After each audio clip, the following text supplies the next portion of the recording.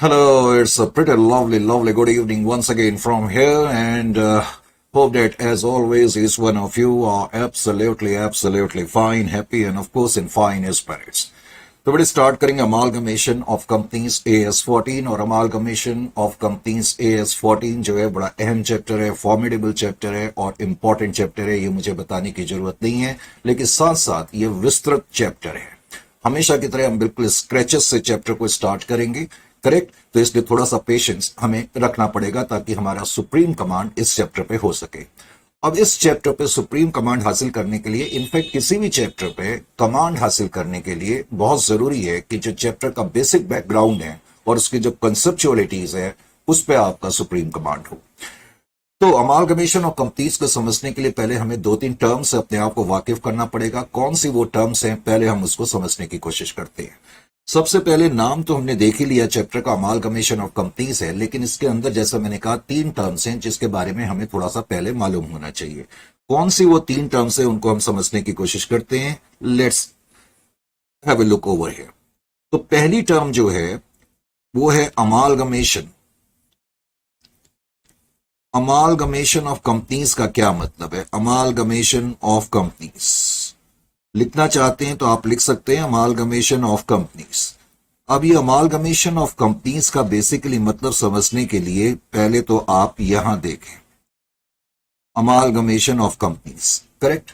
मान लेते हैं कि मार्केट में दो कंपनी है, एक का नाम है एक्स लिमिटेड और एक का नाम है वाई लिमिटेड। हम ये भी मान के चल लेते हैं कि ये दोनों बड़ी कंपनी है, big company, big corporate houses है, करेक्ट। मार्केट में इन दोनों का अच्छा स्टेक्स है, अच्छा कंट्रोल है और अच्छी परसेंटेज ऑफ मार्केट इन्होंने कवर करके रखी है। अब ये दोनों बड़ी कंपनी है और एक और एजम्पशन हम ले लेते हैं कि ये दोनों कंपनी हम मान के चल लेते हैं कि सेम लाइन ऑफ ट्रेड में, मान लेते हैं कि दोनों कंप्यूटर मैन्युफैक्चरिंग में या लैपटॉप मैन्युफैक्चरिंग में या क्या बोलते हैं आईफोन की मैन्युफैक्चरिंग में, करेक्ट। तो इन दोनों कंपनी ने डिसाइड क्या करा, हम आपस में मिलकर के एक सिंगल एंटिटी बना लेते हैं। इन दोनों कंपनी के डायरेक्टर ने आपस में बातचीत करी, म्यूचुअल कंसेंसस करा, सलाह मशवरा करने के बाद इन्होंने डिसाइड करा क्यों ना हम मिलकर के एक ही एंटिटी में तब्दील हो जाए। तो इन दोनों कंपनी ने मिलकर के एक्स वाई लिमिटेड नाम की एक नई कंपनी बना दी। Is it clear to you और नॉट? अब आपको ये तो मैंने बता दिया कि ये दोनों कंपनी आपस में मिलकर के एक सिंगल एंटिटी में तब्दील हो गए। तो ध्यान ये रखें, जब दो या दो से ज्यादा कंपनी आपस में मर्ज हो जाए, मिल जाए और मिलकर के एक सिंगल एंटिटी में तब्दील हो जाए तो उसको हम कहते हैं अमालगमेशन ऑफ कंपनीज। अमालगमेशन का मतलब ही होता है मिलना। Is it clear to you और नॉट? अब ये मतलब तो हमारी समझ में आ गया कि जब दो या दो से ज्यादा कंपनीज आपस में मिलकर के एक सिंगल एंटिटी बनाती हैं तो उसको अमालगमेशन ऑफ कंपनीज कहते हैं। अब लेकिन अकाउंटिंग पर्पस से आपको इसी चीज को कैसे समझना होगा, ये बहुत अहम चीज है। अकाउंटिंग पर्पस के लिए हम क्या बोलेंगे कि जो एक्स वाई लिमिटेड नाम की नई कंपनी है जो कि इन दोनों ने आपस में मिलकर के बनाई है, क्योंकि ये दोनों कंपनियां आपस में मिल गई हैं और एक ही एंटिटी में तब्दील हो गई है। लेकिन अकाउंटिंग पॉइंट ऑफ व्यू से हम क्या बोलेंगे कि एक्स वाई लिमिटेड नाम की ये जो नई कंपनी बनी, इस कंपनी ने एक्स लिमिटेड को टेक ओवर कर लिया। अकाउंटिंग पॉइंट ऑफ व्यू से हमें इसको ऐसे समझना होगा कि एक्स वाई लिमिटेड जो कि नई कंपनी है उसने एक्स लिमिटेड को टेक ओवर कर लिया और एक्स वाई लिमिटेड ने वाई लिमिटेड के बिजनेस को टेक ओवर कर लिया। अकाउंटिंग पॉइंट ऑफ व्यू से हमें ऐसे समझना है। मैं बार बार कह रहा हूं, हालांकि ये दोनों कंपनी ने खुद आपस में सलाह मशवरा कर करके डिसाइड करा कि हम आपस में मर्ज हो जाएं, मिल जाएं और एक ही एंटिटी में तब्दील हो जाएं। इसका मतलब ये भी हो गया कि एक्स लिमिटेड और वाई लिमिटेड नाम की दोनों कंपनी जो हैं अब बेसिकली खत्म हो चुकी हैं। अब उनकी जगह पर एक ही कंपनी रह गई है, X Y limited. Is it clear to you और नॉट? तो अकाउंटिंग पॉइंट ऑफ व्यू से मैंने कहा इसी चीज को हम कैसे एनालाइज करेंगे कि जो एक्स वाई लिमिटेड नाम की कंपनी है, एक्स वाई लिमिटेड नाम की कंपनी ने एक्स लिमिटेड का बिजनेस भी टेक ओवर कर लिया और वाई लिमिटेड का बिजनेस भी टेक ओवर कर लिया, नंबर वन। अब दूसरी चीज आपको यह भी समझ में आनी चाहिए कि अकाउंटिंग पॉइंट ऑफ व्यू से हम एक्स और वाई लिमिटेड नाम की जो कंपनी है, अब जैसा मैंने कहा कि ये दोनों कंपनियों का अस्तित्व खत्म हो गया है क्योंकि ये दोनों कंपनी आपस में मर्ज हो गई हैं एक सिंगल एंटिटी में। अब ये दोनों कंपनी खत्म हो गई और इनके स्थान पर केवल और केवल एक्स वाई लिमिटेड नाम की कंपनी है। Is it clear to you और नॉट? तो एक्स और वाई लिमिटेड नाम की जो कंपनी है, इसको हम अकाउंटिंग पॉइंट ऑफ व्यू से वेंडर कंपनी कहेंगे। क्या कहेंगे? Vendor company. इनको हम वेंडर कंपनी भी कह सकते हैं। वैसे अकाउंट्स में वेंडर का मतलब होता है जो कंपनी अपना बिजनेस बेच रही है, यानी कि अकाउंटिंग पॉइंट ऑफ व्यू से हम ये भी कह सकते हैं कि एक्स लिमिटेड ने अपना बिजनेस एक्स वाई को बेच दिया, या वाई लिमिटेड ने अपना बिजनेस एक्स वाई लिमिटेड को बेच दिया। इनको हम वेंडर कंपनी भी कह सकते हैं, इनको हम लिक्विडेटिंग कंपनी भी कह सकते हैं, क्योंकि अब इनका बिजनेस जो है खत्म हो जाएगा। लिक्विडेटिंग कंपनी, इनको हम लिक्विडेटिंग कंपनी भी कह सकते हैं। क्या कह सकते हैं? Liquidating company.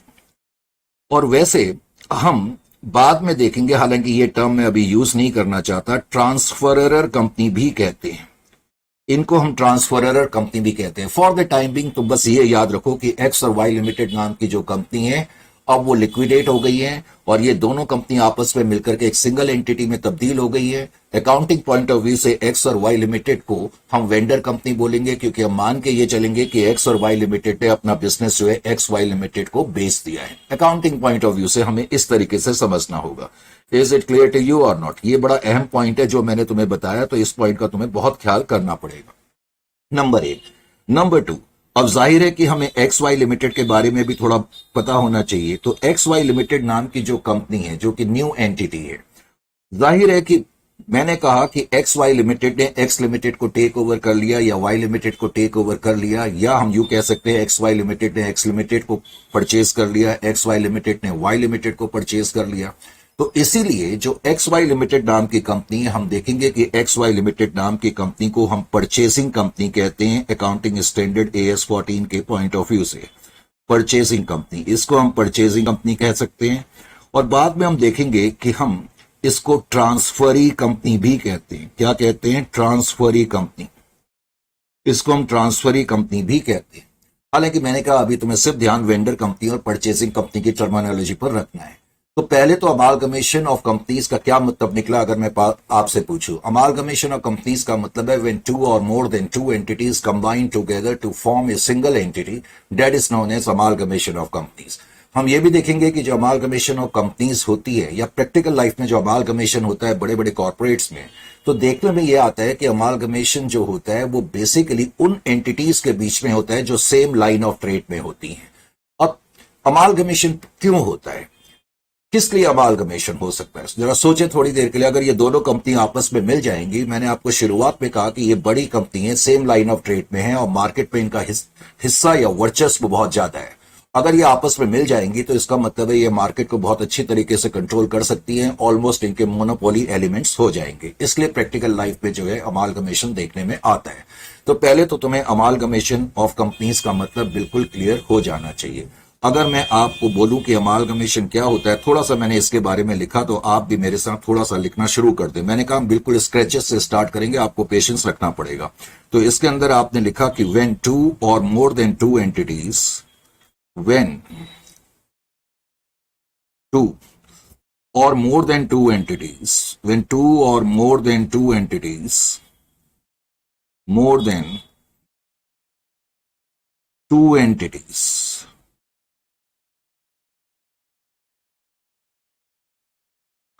combine together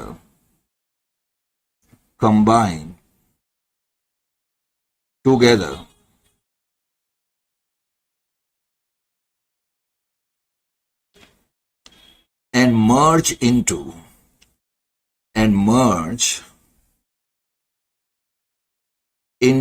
one single unit,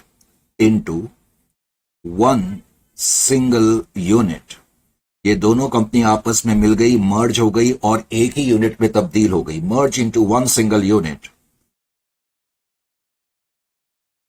then it is known as amalgamation of companies. Then it is known as amalgamation of companies. Known as amalgamation of companies. तो इसको हम amalgamation of companies कहते हैं। तो पहले तो amalgamation of companies का मतलब अब आपको बिल्कुल क्लियर हो जाना चाहिए। अमालगमेशन ऑफ कंपनीज, फिर मैंने ये भी बताया कि अमालगमेशन ऑफ कंपनीज क्यों होता है।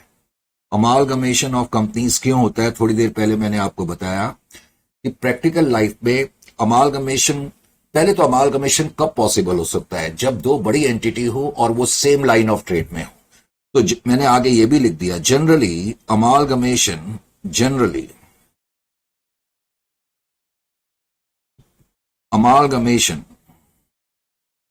takes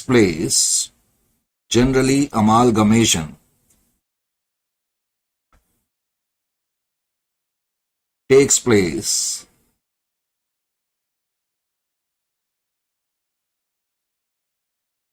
between और among दो या दो से ज्यादा, between और among entities engaged in same line of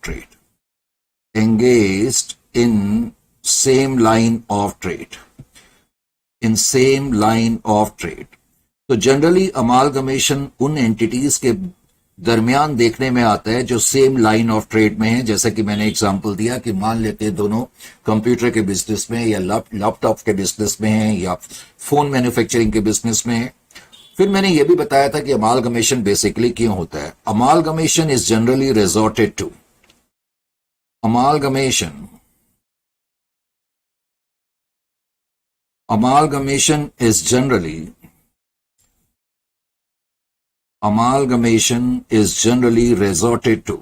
generally resorted, अपनाया जाता है, resorted to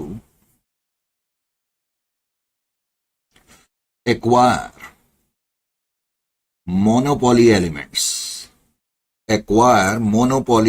जैसा कि मैंने बताया, जब दो बड़ी कंपनी आपस में मिल जाएंगी तो मार्केट में उनका वर्चस्व आ जाएगा, मोनोपोली एलिमेंट्स। और इसके वैसे कुछ और भी फायदे होते हैं। क्या फायदे हो सकते हैं? क्योंकि अब ये दो बड़ी कंपनी है, लार्ज स्केल पे प्रोडक्शन करेंगे। इकोनॉमिक्स आपको मुझसे ज्यादा आती है, आपने इकोनॉमिक्स में पढ़ा हुआ है कि जब लार्ज स्केल प्रोडक्शन करते हैं तो हमें उसके कुछ बेनिफिट्स मिलते हैं, जिसको तुम बोलते हो economies of large scale production, यानी कि हमारी कॉस्ट ऑफ प्रोडक्शन कम हो सकती है। और दूसरा, जब दो बड़ी कंपनी आपस में मिल जाएंगी तो जाहिर है ये कंपटीशन का गला घोट देती है, जिसको हम बोलते हैं सप्रेशन ऑफ कंपटीशन। तो इन कारणों से पहले तो अमालगमेशन होता है। अब अमालगमेशन का मतलब आपको अच्छी तरह से समझ में आ जाना चाहिए। मैंने कहा इस पर्टिकुलर चैप्टर में एक तो टर्म है अमालगमेशन ऑफ कंपनीज, जो तुम्हें अच्छी तरह से मालूम होनी चाहिए।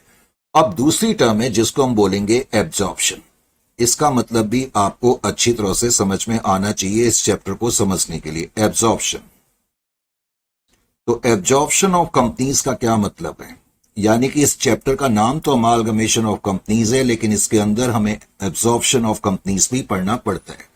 अब ये एब्जॉर्प्शन का क्या मतलब है? मान लेते हैं कि मार्केट में एक कंपनी है और ये कंपनी थोड़ी छोटी कंपनी है, मान लेते हैं स्मॉल कंपनी, मैंने नाम ही उसका एस लिमिटेड रख दिया।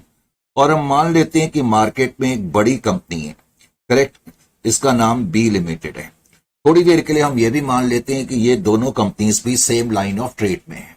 जाहिर है कि ये जो कंपनी है छोटी कंपनी है, तो इस छोटी कंपनी की जो फाइनेंशियल स्ट्रेंथ होगी वो बड़ी कंपनी के मुकाबले कम होगी, करेक्ट, इसमें किसी तरीके का डाउट नहीं है। ये कंपनी कितनी भी कोशिश करे, because of higher financial strength of B limited, ये उसका मुकाबला लॉन्ग रन में नहीं कर पाएगी। तो किसी कारण से एस लिमिटेड नाम की कंपनी को यह लगा कि हम इस बड़ी कंपनी का मुकाबला लंबे टाइम तक नहीं कर सकते। Is it clear to you और नॉट? तो क्या हुआ कि एस लिमिटेड और बी लिमिटेड में मान लेते हैं एक एग्रीमेंट हो गया। उस एग्रीमेंट के तहत एस लिमिटेड ने कहा कि हम अपना बिजनेस आपको बेच देते हैं, या बी लिमिटेड ने कहा कि हम आपको एब्जॉर्व कर लेते हैं, टेक ओवर कर लेते हैं, आपका बिजनेस खरीद लेते हैं। मान लेते हैं कि बी लिमिटेड ने एस लिमिटेड को टेक ओवर कर लिया। अब टेक ओवर कर लिया तो अब सिचुएशन क्या हुई? टेक ओवर करने के बाद अब सिर्फ और सिर्फ बड़ी कंपनी रह गई, लेकिन ये छोटी कंपनी बड़ी कंपनी में समा गई, हम इसको यूं कह सकते हैं। जाहिर है कि छोटी कंपनी का अस्तित्व खत्म हो गया, क्योंकि उस कंपनी को बड़ी कंपनी ने अपने में समा लिया। तो जब कोई एग्जिस्टिंग कंपनी जिसकी की फाइनेंशियल स्ट्रेंथ थोड़ी सी ज्यादा होती है, जब किसी दूसरी एग्जिस्टिंग कंपनी को टेक ओवर कर ले और अपने में समा ले, तो उसको हम एब्जॉर्प्शन कहते हैं। लेकिन यहां पर भी आपने नोट करा होगा कि जो एस लिमिटेड नाम की कंपनी है, इसको तो हम बोलेंगे वेंडर कंपनी या लिक्विडेटिंग कंपनी। इसको हम क्या बोलेंगे? Vendor company. अकाउंट्स में यह माना जाएगा कि इस कंपनी ने अपना बिजनेस बी लिमिटेड को बेच दिया है, और जो बी लिमिटेड नाम की कंपनी है उसको हम परचेसिंग कंपनी बोलेंगे। Is it clear to you? इसको हम परचेसिंग कंपनी बोलेंगे। वेंडर कंपनी है तो इसको लिक्विडेटिंग कंपनी भी कहा जा सकता है और ट्रांसफरर कंपनी भी कहा जा सकता है, और ये परचेसिंग कंपनी है, जैसा मैंने कहा, इसको हम ट्रांसफरी कंपनी भी कहते हैं। खैर, तो वेंडर कंपनी, अब आपने देखा कि इस केस में ये वाली कंपनी लिक्विडेट हो गई और ये कंपनी परचेसिंग कंपनी है। Is it clear to you और नॉट? अब समझने कि यहां पर एक क्वेश्चन ये भी उभरता है। देखो, एज ए प्रोफेशनल स्टूडेंट आप सब लोगों को क्या बोलते हैं, ये चीजें मालूम होनी चाहिए। अब एक कंपनी ने दूसरी कंपनी को टेक ओवर कर लिया तो इससे बड़ी कंपनी को क्या फायदा हुआ या छोटी कंपनी को क्या फायदा हो गया? करेक्ट। अब यहां समझने वाला यह है कि छोटी कंपनी को चलो एक फायदा यह हो गया कि उन्होंने अपना बिजनेस एक अच्छे अमाउंट पे बड़ी कंपनी को बेच दिया, तो अब वो किसी डाइवर्सिफाई कर सकती है, कोई और बिजनेस कर सकती है, कम से कम उनको फ्यूचर में कोई नुकसान नहीं उठाना पड़ेगा, उनकी कॉस्ट की रिकवरी हो गई। तो छोटी कंपनी का फायदा तो हमें समझ में आता है, लेकिन बड़ी कंपनी का क्या फायदा हुआ? एक बड़ी कंपनी जब छोटी कंपनी को टेक ओवर कर लेती है या किसी दूसरी कंपनी को टेक ओवर करती है, करेक्ट, तो उससे परचेसिंग कंपनी जिसने कि टेक ओवर करा है दूसरी कंपनी को, तो जो कंपनी टेक ओवर कर रही है परचेसिंग कंपनी, उसको सबसे बड़ा फायदा क्या होता है, इसको मैं आपको ऐसे समझाता हूं। जब टाटा मोटर्स ने जैगुआर को टेक ओवर करा, आपको मालूम है ना, जैगुआर यूके की जो है एक बहुत बड़ी कार मैन्युफैक्चरिंग कंपनी है, correct, one of the elite company में से मानी जाती है। जब उस कंपनी को टाटा मोटर्स ने टेक ओवर करा तो अगले दिन वर्ल्ड के जितने भी फाइनेंशियल न्यूज़पेपर थे, जितने भी न्यूज़पेपर थे, उन सब की हेडलाइन ये बन गई कि Tata Motors of India has taken over और एब्जॉर्ब जैगुआर लिमिटेड। तो इससे क्या, टाटा को क्या फायदा मिला? सडनली टाटा को यह फायदा मिल गया कि टाटा का जो फाइनेंशियल स्ट्रेंथ है उसकी एक sound statement all over the world चली गई। इसका मतलब है कि टाटा कंपनी की जो फाइनेंशियल क्रेडिटेबिलिटी है वो बहुत ज्यादा बढ़ गई। Is it clear to you और not? This is the chief and biggest advantage. जरूरी नहीं है कि टाटा मोटर्स को इससे कोई मुनाफा हुआ होगा। फॉर एग्जाम्पल, जब टाटा ने जैगुआर को लिया तो शुरुआती लम्हात में, शुरुआती ईयर्स में टाटा को लॉस होना शुरू हुआ, लेकिन उससे उनको फर्क नहीं पड़ा क्योंकि उनकी फाइनेंशियल क्रेडिटेबिलिटी की, विश्वसनीयता की, क्रेडिटेबिलिटी का मतलब विश्वसनीयता, ट्रस्टेबिलिटी, वो इतनी ज्यादा फैल गई कि इनको कहीं पर भी लिस्ट होने में कोई प्रॉब्लम नहीं होती है। वर्ल्ड के जो जितने भी लीडिंग स्टॉक्स होते हैं, करेक्ट, तो चाहे वो नेस्डैक हो, चाहे वो क्वेटो हो, करेक्ट, कोई भी हो, वर्ल्ड का कोई भी बड़े से बड़ा स्टॉक एक्सचेंज हो, तो टाटा को कहीं भी क्या बोलते हैं, लिस्ट होने में कोई प्रॉब्लम नहीं आएगी, क्योंकि उनकी फाइनेंशियल क्रेडिटेबिलिटी के बारे में अब लोगों को बहुत अच्छी तरह से पता है। Is it clear to you? सबसे बड़ा फायदा ये होता है। यानी कि जब एक कंपनी किसी दूसरी एग्जिस्टिंग कंपनी को टेक ओवर करती है तो इसको एब्जॉर्प्शन कहते हैं। नंबर वन, जिस कंपनी ने टेक ओवर करा है उसको परचेसिंग कंपनी बोलेंगे, जिसको टेक ओवर करा गया उसको वेंडर कंपनी बोलेंगे। नंबर टू, जनरली एब्जॉर्प्शन इसलिए करा जाता है कि हम अपनी फाइनेंशियल स्ट्रेंथ की या फाइनेंशियल क्रेडिटेबिलिटी की एक साउंड स्टेटमेंट जो है कैपिटल मार्केट में देना चाहते हैं। That is the biggest advantage of absorption of companies. तो जल्दी से मैंने थोड़ा सा इसमें लिख दिया, आप लिखना चाहते हैं तो लिख लें। When an existing company when an existing company bracket में लिखो of higher financial strength, of higher financial strength, higher financial strength, higher financial strength.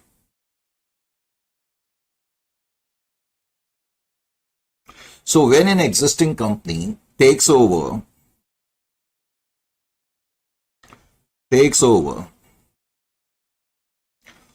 other existing company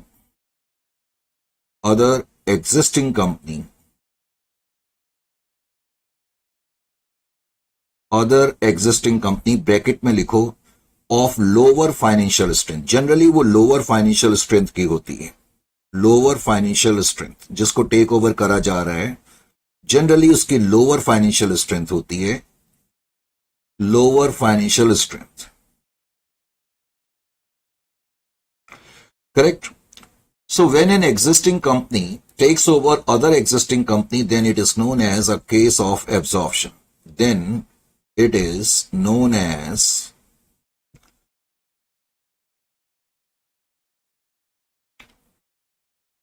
a case of absorption. तो इसको हम केस ऑफ एब्जॉर्प्शन कहते हैं.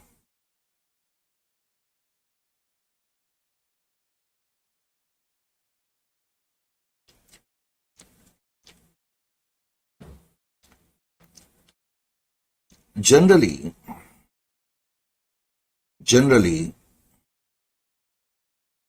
absorption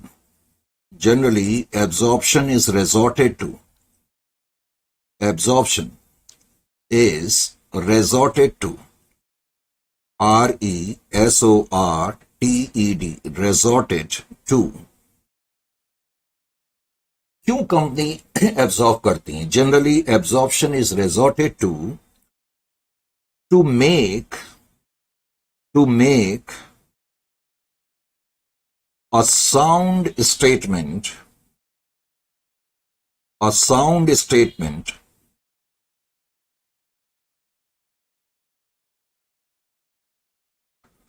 of financial credibility. समझ में आया? जो कंपनी एब्जॉर्व कर रही है वो मार्केट में एक पैगाम देना चाहती है, अब एक स्टेटमेंट देना चाहती है. करेक्ट? यहां स्टेटमेंट का मतलब ये नहीं कि कागज में स्टेटमेंट देना चाहती है, इसका मतलब है वो मार्केट में एक लहर सी बहा देना चाहती है कि हमारी जो फाइनेंशियल क्रेडिटेबिलिटी है वो बेहद मुस्तकम और मजबूत है. Resorted to make a sound statement of financial creditability.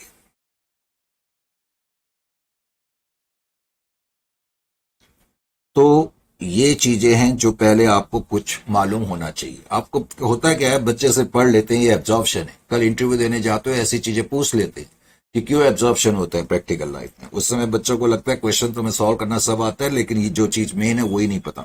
Anyway, एक तीसरी टर्म भी इस चैप्टर में ऐसी है जिससे कि हमें, मैंने कहा, अपने आप को एक्लिमेटाइज करना पड़ेगा, अपने आप को वाकिफ करना पड़ेगा. और वो तीसरी टर्म है, उसको मैं बोलूंगा एक्सटर्नल रिकंस्ट्रक्शन. अब आप बोलोगे सर इंटरनल क्यों नहीं लिखा आपने? External reconstruction. एक्चुअली जो इंटरनल रिकंस्ट्रक्शन है उसको हमने अलग चैप्टर के रूप में रखा हुआ है, एक्सटर्नल रिकंस्ट्रक्शन. तो अमालगमेशन ऑफ कंपनीज का ये जो चैप्टर है, बेसिकली हमें इसके अंदर ये सारी चीजें तो पढ़नी ही है. करेक्ट? अमालगमेशन तो पढ़ना ही है, एब्जॉर्प्शन भी पढ़ना है, एक्सटर्नल रिकंस्ट्रक्शन भी पढ़ना है. अब एक्सटर्नल रिकंस्ट्रक्शन का बेसिकली क्या मतलब है, अब इसको भी समझाने के लिए मुझे तुम्हें थोड़ा सा काफी पीछे की तरफ ले जाना पड़ेगा. आज से करीब, अब कितना टाइम हो गया मुझे ही नहीं पता लगता, नियर अबाउट 60 साल 70 साल पहले. अब 60 साल 70 साल पहले ना तो आप और ना मैं, करेक्ट, इस वर्ल्ड में आए थे. खैर, हम लोगों के दादा परदादा वगैरह थे. तो आप अपने ग्रैंडफादर से या पापा के पापा से या पापा की मम्मी से भी पूछेंगे तो शायद उनको फॉरेंस के नाम बारे में थोड़ा पता होगा, क्योंकि 1950 और 60 के दशक में या जमाने में फॉरेंस का जो टूथपेस्ट था, और ये फॉरेंस नाम की जो कंपनी थी, ये बड़ी बेहद कामयाब कंपनी थी. उस समय इसका दूर दूर तक किसी तरीके का कोई कंपटीशन नहीं था. करेक्ट? उन दोनों इतना ग्लिट्जी और पब्लिसिटी का जमाना नहीं था, टीवी वगैरह नहीं थे, रेडियो भी एक आध घरों में ही होते थे. 70s में रेडियोस आने शुरू हो गए थे, लोगों ने लेने शुरू कर दिए थे. करेक्ट? लेकिन वो जमाना ऐसा था कि प्रोडक्ट के बारे में ज्यादा एक तो जानकारी लोगों को नहीं होती थी, और मार्केट में जो प्रोडक्ट्स थे, मैंने कहा वो एक आध ही मौजूद थे. तो फॉरेंस की बड़ी कंप्लीट मार्केट थी टूथपेस्ट मैन्युफैक्चरिंग का, जहां तक सवाल है. तो ये टूथपेस्ट था फॉरेंस. अब क्या हुआ, जैसे जैसे वक्त बीतता गया, 50 में 60 में 70 में इनकी अच्छी खासी मार्केट रही और इन्होंने बड़ा मुनाफा कमाया, नो डाउट अबाउट इट, और प्रोडक्ट भी बहुत अच्छा माना जाता है. लेकिन अचानक जब 80s का दौर आया और जब ये टीवी वगैरह भी आने शुरू हो गए, तो उससे क्या हुआ कि मार्केट में पब्लिसिटी प्रोडक्ट्स की भी आने लग गई और प्रोडक्ट भी मैन्युफैक्चर होने लग गए और कंपटीशन भी बढ़ना शुरू हो गया. अब जब कंपटीशन वगैरह बढ़ना शुरू हो गया तो धीरे धीरे क्या हुआ, फॉरेंस की जो मार्केट है वो कम होनी शुरू हो गई. अब फॉरेंस की मार्केट जब कम होनी शुरू हो गई तो लोगों को ये या फॉरेंस कंपनी के डायरेक्टर्स को लगने लगा, अब ये तो हमें लॉस हुए जा रहा है, तो हम अब कैसे करेंगे. अब धीरे धीरे जब कंपटीशन जरूरत से ज्यादा बढ़ने लग गया कॉलगेट, पेस्पोनेंट और दूसरे जो है प्रोडक्ट्स मार्केट में आने शुरू हो गए, करेक्ट। तो जब इसका मार्केट शेयर घटने लग गया और बड़ी तेजी से घटने लग गया, तो उससे क्या हुआ कि ये कंपनी जो कि करोड़ों के, उस जमाने के लाखों यानी कि आज के करोड़ों के जमाने में क्या बोलते हैं, जा रही थी, अचानक ये लॉसेस में आ गई। अब बिकॉज ये लॉसेस में आ गई तो इस कंपनी ने क्या सोचा कि क्यों ना हम एक काम करते हैं, हम क्या करते हैं, खुद ही पहले लिक्विडेट हो जाते हैं। अब ये कंपनी खुद ही सेल्फ लिक्विडेट हो गई और एक नई कंपनी के रूप में सामने आ गई। इसी को एक्सटर्नल रिकंस्ट्रक्शन कहा जाता है। तो एक्सटर्नल रिकंस्ट्रक्शन का क्या मतलब हो गया, self liquidation. External reconstruction mean self liquidation by an entity to reemerge as a new entity. वो खुद ही अपने आप को लिक्विडेट करके एक नई एंटिटी के रूप में आ जाती है। तो external reconstruction simply means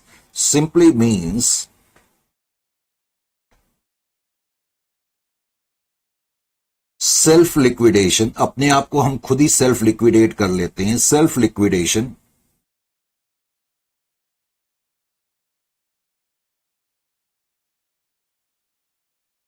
by an entity to emerge, to re-emerge in fact, और हम एक नई एंटिटी के रूप में उभर के सामने आ जाते हैं। री-एमर्ज एज अ न्यू एंटिटी। तो हम एक नई एंटिटी के रूप में उभर कर सामने आ गए। इसी को एक्सटर्नल रिकंस्ट्रक्शन कहा जाता है। एक्सटर्नल रिकंस्ट्रक्शन कोई कंपनी तब अपनाती है जब उसको लगता है कि बाकी सारे जो उपाय हैं अब वो कामगार साबित नहीं हो रहे हैं। तो बेस्ट तरीका यही है, क्योंकि इसका मतलब अब मार्केट में हमारा नाम काम नहीं कर रहा है, तो बेटर है कि हम लिक्विडेट हो जाएं और नई कंपनी के रूप में उभर कर सामने आ जाएं। अब हो सकता है कि आप में से कुछ लोगों को उत्सुकता हो रही हो कि सर फॉरेंस आपने बोला कि लिक्विडेट हो गई और एक नई कंपनी के रूप में बनकर सामने आ गई, तो नई कंपनी का नाम क्या है, जरा हमें यह भी बता दें। बिल्कुल बता देते हैं। तो क्या हुआ कि फॉरेंस लिमिटेड नाम की कंपनी बिनाका लिमिटेड के रूप में उभर कर सामने आ गई। Binaca limited. अब आप अपने फादर वगैरह से पूछेंगे तो उनको जरूर बिनाका लिमिटेड के बारे में मालूम होगा, क्योंकि एक रेडियो प्रोग्राम, जब ये टीवी का जमाना नहीं था तो एक रेडियो प्रोग्राम होता था बिनाका गीतमाला, संगीत गीतमाला। उस समय सारे लोग शाम 7 या 8 बजे के करीब ही आता था और रेडियो सिलोन से क्या बोलते हैं ये प्रोग्राम आता था, क्योंकि उस वक्त एफएम जो रेडियो स्टेशन था इंडिया में नहीं था, वो रेडियो सिलोन में था। रेडियो सिलोन क्या है, सिलोन श्रीलंका का पुराना नाम है, बहुत लोगों को ये पता नहीं। तो उस समय वो भी इंग्लिश कॉलोनी थी, तो इसलिए अंग्रेजों ने वहां पर एफएम स्टेशन वगैरह बनाए हुए थे, रेडियो सिलोन से ये प्रसारित करा जाता था। खैर, अब ये बात चली तो मैंने कहा तुम्हें बता ही दूं। तो फॉरेंस लिमिटेड नाम की कंपनी बिनाका में तब्दील हो गई, बिकॉज प्रोडक्ट वाकई में बहुत अच्छा था। तो बिनाका लिमिटेड ने भी जल्दी से मार्केट कैप्चर कर ली, करेक्ट। अब बिनाका लिमिटेड ने मार्केट कैप्चर तो करी, लेकिन साथ साथ क्या हुआ, जैसे जैसे क्या बोलते हैं जमाना बढ़ता गया तो नई नई इन्वेंशंस होती गई, मैन्युफैक्चरिंग बढ़ती चली गई, नए नए कंपटीशन मार्केट में आते रहे। हालांकि बिनाका ने 10-20 साल बड़ा अच्छा मार्केट पे, ऑलमोस्ट इनकी मोनोपोली थी बिनाका की, लेकिन फिर अचानक ही बिनाका लिमिटेड भी धीरे धीरे लॉसेस में जाने लग गई। या यूं कह लें कि कुछ लोगों को यह पता लग गया कि यार ये बल्कि यूं कहेंगे कि जो बिनाका के राइवल्स थे उन्होंने मार्केट में ये बात फैलानी शुरू कर दी कि ये बिनाका जिसको आप यूज कर रहे हो दरअसल ये फॉरेंस ही है। तो लोगों ने कहा अरे बाप रे, फॉरेंस है।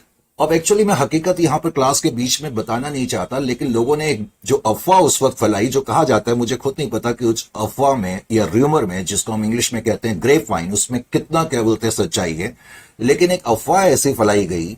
और याद रखें कि वो जमाना जो था, मुझे 80s का जमाना था, तो अफवाह ये फैलाई गई कि इसके अंदर कुछ एक ऐसे चीज मिली हुई है जो कि जो वेजिटेरियन लोग हैं, प्योर वेजिटेरियन लोग, वो जनरली नहीं चाहेंगे फिर उसको यूज करना। तो और याद रखें उस समय का जमाना बड़ा कंजर्वेटिव जमाना हुआ करता था, अफवाहों पे जल्दी बिलीफ वो लोग कर लेते थे। तो बिनाका के बारे में कुछ इस तरह की अफवाह उड़ी। कंपनी बड़ी तेजी से प्रोग्रेस में थी, लेकिन उतनी तेजी से फिर नीचे आ गई। अब बिनाका लिमिटेड फिर नीचे आ गई, फिर लॉसेज हो गया। फिर कंपनी के डायरेक्टर बैठे, उन्होंने कहा यार क्या करें। उन्होंने कहा एक बार फिर हम इसको बिनाका को भी लिक्विडेट कर देते हैं। अब बिनाका को लिक्विडेट कर करके एक नया नाम सोचा गया। अब जो नया नाम सोचा गया उसका नाम रखा गया सिबाका लिमिटेड। सिबाका limited, सिबाका limited. लेकिन प्रॉब्लम यह है कि जब सिबाका लिमिटेड के रूप में यह कंपनी उभर कर सामने आई, तब तक मार्केट में बहुत स्टिफ कंपटीशन आ चुका था और सिबाका लिमिटेड कभी भी मार्केट कैप्चर नहीं कर पाई।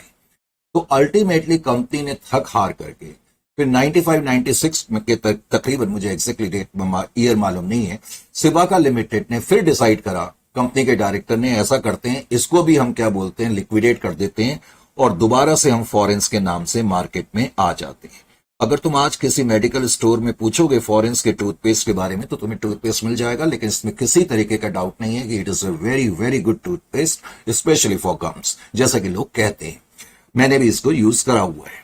एनीवे, अब ध्यान यहां पर क्या रखना है कि जब फॉरेंस लिमिटेड नाम की कंपनी लिक्विडेट हो गई बिनाका लिमिटेड में, तो अकाउंटिंग पॉइंट ऑफ व्यू से हम फॉरेंस लिमिटेड को वेंडर कंपनी बोलेंगे और इसको परचेसिंग कंपनी बोलेंगे। क्यों बोलेंगे? क्योंकि अकाउंटिंग पॉइंट ऑफ व्यू से हम ये मान के चलेंगे कि बिनाका लिमिटेड ने फॉरेंस लिमिटेड को टेक ओवर कर लिया। हालांकि फॉरेंस लिमिटेड खुद लिक्विडेट होकर के बिनाका लिमिटेड के रूप में उभर कर सामने आई है, लेकिन अकाउंटिंग करने के पर्पस के लिए मुझे ऐसे समझना होगा। इसी तरीके से जब बिनाका लिमिटेड नाम की कंपनी सेल्फ लिक्विडेट हुई और सिबाका लिमिटेड में तब्दील हो गई, तो मैं बिनाका लिमिटेड को वेंडर कंपनी बोलूंगा और इसको परचेसिंग कंपनी बोलूंगा। और इसी तरह जब सिबाका लिमिटेड नाम की कंपनी लिक्विडेट हो गई और फॉरेंस में तब्दील हो गई, तो हम सिबाका लिमिटेड को वेंडर कंपनी बोलेंगे और इसको परचेसिंग कंपनी बोलेंगे। अब आपने एक चीज बहुत अच्छी तरीके से नोट कर ली होगी, चाहे अमालगमेशन का केस हो, चाहे एब्जॉर्प्शन का केस हो, चाहे एक्सटर्नल रिकंस्ट्रक्शन का केस हो, किसी का भी केस हो, आपने एक चीज नोट करी कि तीनों ही सिचुएशन में कोई ना कोई वेंडर कंपनी है और कोई ना कोई परचेसिंग कंपनी है। Is it clear to you और नॉट? हमने देख लिया कि तीनों ही सिचुएशन में कोई ना कोई वेंडर कंपनी है और कोई ना कोई परचेसिंग कंपनी है। अब ये बड़ी सीधी सी बात है, यानी कि पूरे अमालगमेशन नाम के इस पर्टिकुलर चैप्टर में तीन इंपॉर्टेंट टर्म्स हैं और तीनों टर्म्स में हमने ये नोटिस करा कि कोई ना कोई परचेसिंग कंपनी है, कोई ना कोई वेंडर कंपनी है। तो जाहिर है कि जो अकाउंटिंग एस्पेक्ट्स होंगे वो केवल इन दो सेट्स ऑफ बुक्स में होंगे, ये वेंडर कंपनी के बुक्स में होंगे और परचेसिंग कंपनी की बुक्स में अकाउंटिंग करी जाएगी। जाहिर सी बात है। Is it clear to you? तो जाहिर है कि अब मुझे इसके अकाउंटिंग एस्पेक्ट्स को समझना पड़ेगा। तो अकाउंटिंग एस्पेक्ट्स को समझने के लिए अकाउंटिंग एस्पेक्ट्स, हम इसके अकाउंटिंग एस्पेक्ट्स को समझते हैं। अकाउंटिंग एस्पेक्ट्स, अभी अभी मैंने कहा कि जहां तक अकाउंटिंग एस्पेक्ट्स का सवाल है, जहां तक अकाउंटिंग एस्पेक्ट्स का सवाल है, बिकॉज कोई भी सिचुएशन हो जो अकाउंटिंग होगी वो केवल दो सेट्स ऑफ बुक्स में हो सकती है, बुक्स ऑफ वेंडर कंपनी में और बुक्स ऑफ परचेसिंग कंपनी में। तो अकाउंटिंग एस्पेक्ट्स का जहां तक सवाल है, books of vendor company and books of purchasing company. Vendor company को सेलिंग कंपनी भी कह सकते हैं, लिक्विडेटिंग कंपनी भी कह सकते हैं, और परचेसिंग कंपनी जिसको कि हम परचेसिंग कंपनी तो बोलते ही हैं, करेक्ट, और इसको हम ट्रांसफरी कंपनी भी कहते हैं, purchasing company. Is it clear to you? तो अकाउंटिंग एस्पेक्ट्स का जहां तक सवाल है, अब मैं आपको यहां पर एक चीज थोड़ा सा क्लियर कर दूं। बहुत से बच्चों को होता क्या है, मैं बार बार इस बात को कहता हूं, मुझे बड़ा अफसोस होता है क्योंकि मैं खुद कुछ टाइम मैंने कंपनीज के पैनलिस्ट के रूप में भी काम करा हुआ है, जैसा कि आप लोगों को मालूम ही है। तो मैंने खुद कई बार नोट करा है कि जो क्वेश्चंस पूछे जाते हैं, बच्चे बिल्कुल कई बार उन्होंने बहुत अच्छे रैंक्स भी हासिल करे होते हैं, बहुत अच्छे मार्क्स भी लेके आए होते हैं, लेकिन अनफॉर्चुनेटली बहुत सिंप्लीफाइड क्वेश्चंस के आंसर नहीं दिए जाते। करेक्ट? जैसे कि मान लेते हैं, एक मेरे को छोटा सा याद आ रहा है, एक बच्चे से पूछा गया कि अकाउंटिंग स्टैंडर्ड 14 जो है, आप उसके बारे में क्या जानते हैं? उसने कहा सर अकाउंटिंग स्टैंडर्ड हमें अकाउंटिंग एस्पेक्ट्स के बारे में बताता है in the books of vendor company and purchasing company. नहीं, ये चीज आपको समझनी है। जो अकाउंटिंग स्टैंडर्ड AS 14 है उसका ताल्लुक सिर्फ और सिर्फ AS 14 से है, यानी कि जो AS 14 है उसका कोई ताल्लुक वेंडर कंपनी की बुक से नहीं है। पहले आपको ये बात शुरू में ही समझ में आ जानी चाहिए। Is it clear to you? खैर, जब मैं AS 14 के बारे में चर्चा करूंगा, साथ साथ जब हम परचेसिंग कंपनी की बुक्स में अकाउंटिंग एस्पेक्ट्स पढ़ेंगे, तो तब मैं तुम्हें वहां पर डिटेल में ज्यादा बताऊंगा। ये बात मैंने वैसे अभी तुम्हें वैसे ही बताई। तो अभी हम जो हमारा डिस्कशन चल रहा था, तीनों टर्म से अपने को वाकिफ करने के बाद हम इस नतीजे पर पहुंचे, चाहे जो भी सिचुएशन हो, अमालगमेशन की सिचुएशन हो, चाहे एक्सटर्नल रिकंस्ट्रक्शन की सिचुएशन हो, और चाहे एब्जॉर्प्शन की सिचुएशन हो, तीनों ही सिचुएशन में कोई ना कोई परचेसिंग कंपनी, कोई ना कोई वेंडर कंपनी है।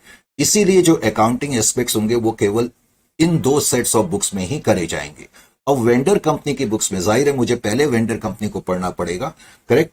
तो बुक्स ऑफ वेंडर कंपनी, अब हम देखें जरा वेंडर कंपनी की बुक्स में अकाउंटिंग कैसे करी जाती है। बुक्स ऑफ वेंडर कंपनी, जब मैं बुक्स ऑफ वेंडर कंपनी लिख रहा हूं तो इसका मतलब है कि accounting aspects in the books of vendor company. अब बुक्स ऑफ वेंडर कंपनी में मुझे अकाउंटिंग कैसे करनी होगी। Books of vendor company, vendor company की बुक्स में अकाउंटिंग करने के लिए मुझे क्या करना होगा, ये बात हमको थोड़ा समझ में आनी चाहिए। Is it clear to you और नॉट। अब ध्यान क्या रखना है, वेंडर कंपनी की बुक्स में अकाउंटिंग करते वक्त सबसे पहले तो तुम्हें क्या करना होगा, मैं साथ साथ तुम्हें थोड़ा समझाने की भी कोशिश करता हूं ताकि तुम्हें ज्यादा समझ में आ जाए, करेक्ट। सबसे पहले तो वेंडर कंपनी क्या करेगी, सबसे पहला स्टेप जो वेंडर कंपनी की बुक्स में मुझे करना होगा, स्टेप नंबर ए, सबसे पहले तो हमें क्लोज करना पड़ेगा, क्लोजर ऑफ एसेट साइड।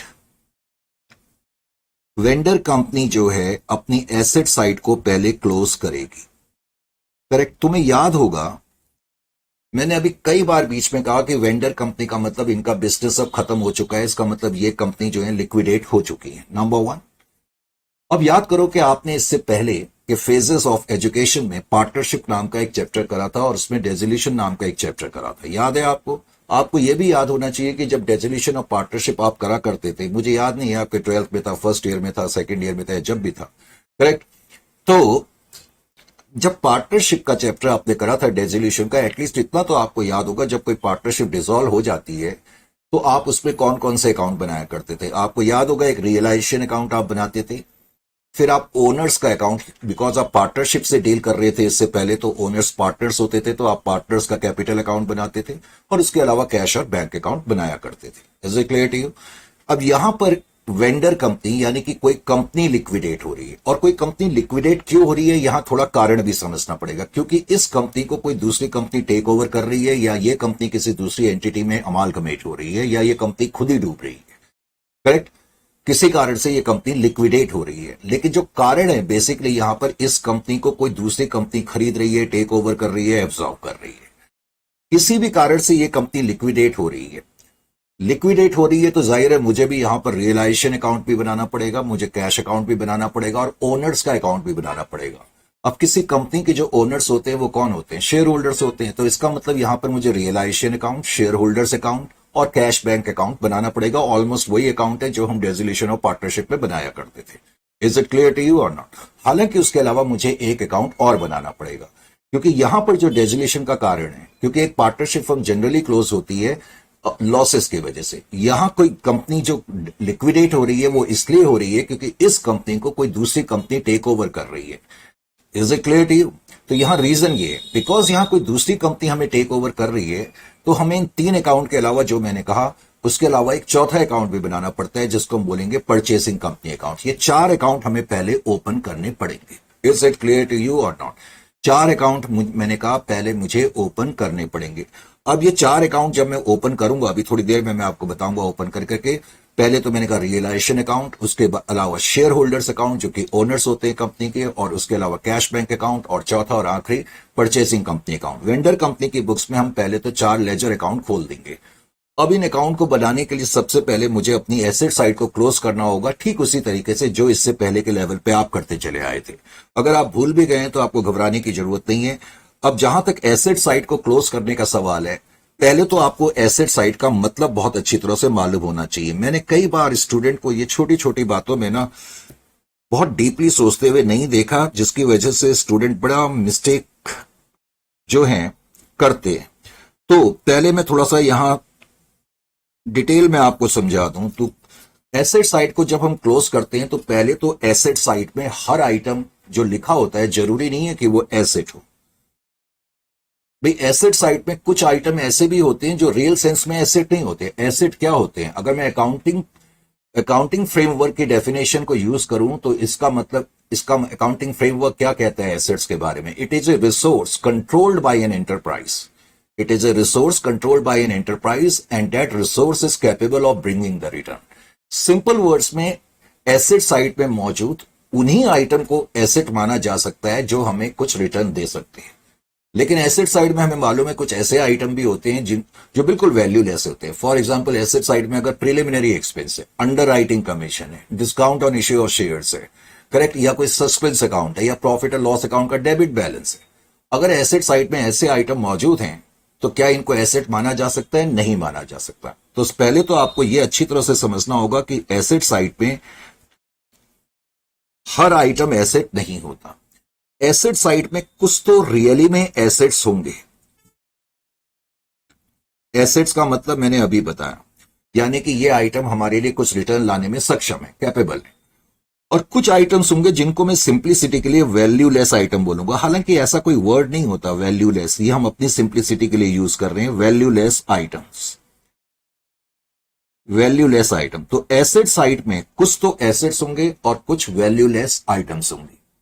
अब जितने भी एसेट्स हैं उनको आपने क्लोज करना है। वैल्यूलेस आइटम कैसे क्लोज होंगे वो मैं आपको बताऊंगा। अब जो एसेट्स होते हैं, एसेट्स में भी आपको ख्याल क्या करना पड़ेगा, एसेट्स को भी मुझे दो पार्ट में पहले तो डिवाइड करना पड़ेगा। एसेट्स को मैं दो पार्ट में डिवाइड करूंगा। कैसे? कौन कौन से पार्ट में? एक तो कैश में, क्योंकि कैश भी एसेट है। कैश जब मैं लिख रहा हूं तो इसका मतलब बैंक से भी है, कैश ऑब्लिक बैंक। और कैश को छोड़ के जितने भी एसेट है, यानी कि जो एसेट्स हैं उनको मैंने दो हिस्सों में पहले तो बांट दिया, करेक्ट। अब मैं सिर्फ एसेट्स की बात कर रहा हूं। एसेट्स में कैश भी एसेट है, इसमें कोई डाउट नहीं। Plant machinery, building, debtors, goodwill, patent, trademarks, ये सब भी तो एसेट है, करेक्ट। तो कैश को छोड़ करके जो एसेट्स बच गए, यानी कि all other assets, all other assets. और जब मैंने अदर एसेट्स लिखा तो इसका मतलब बचे हुए जितने भी एसेट्स हैं।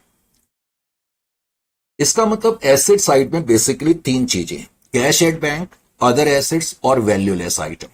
अब इनको क्लोज कैसे करा जाएगा ये आपको ध्यान रखना है।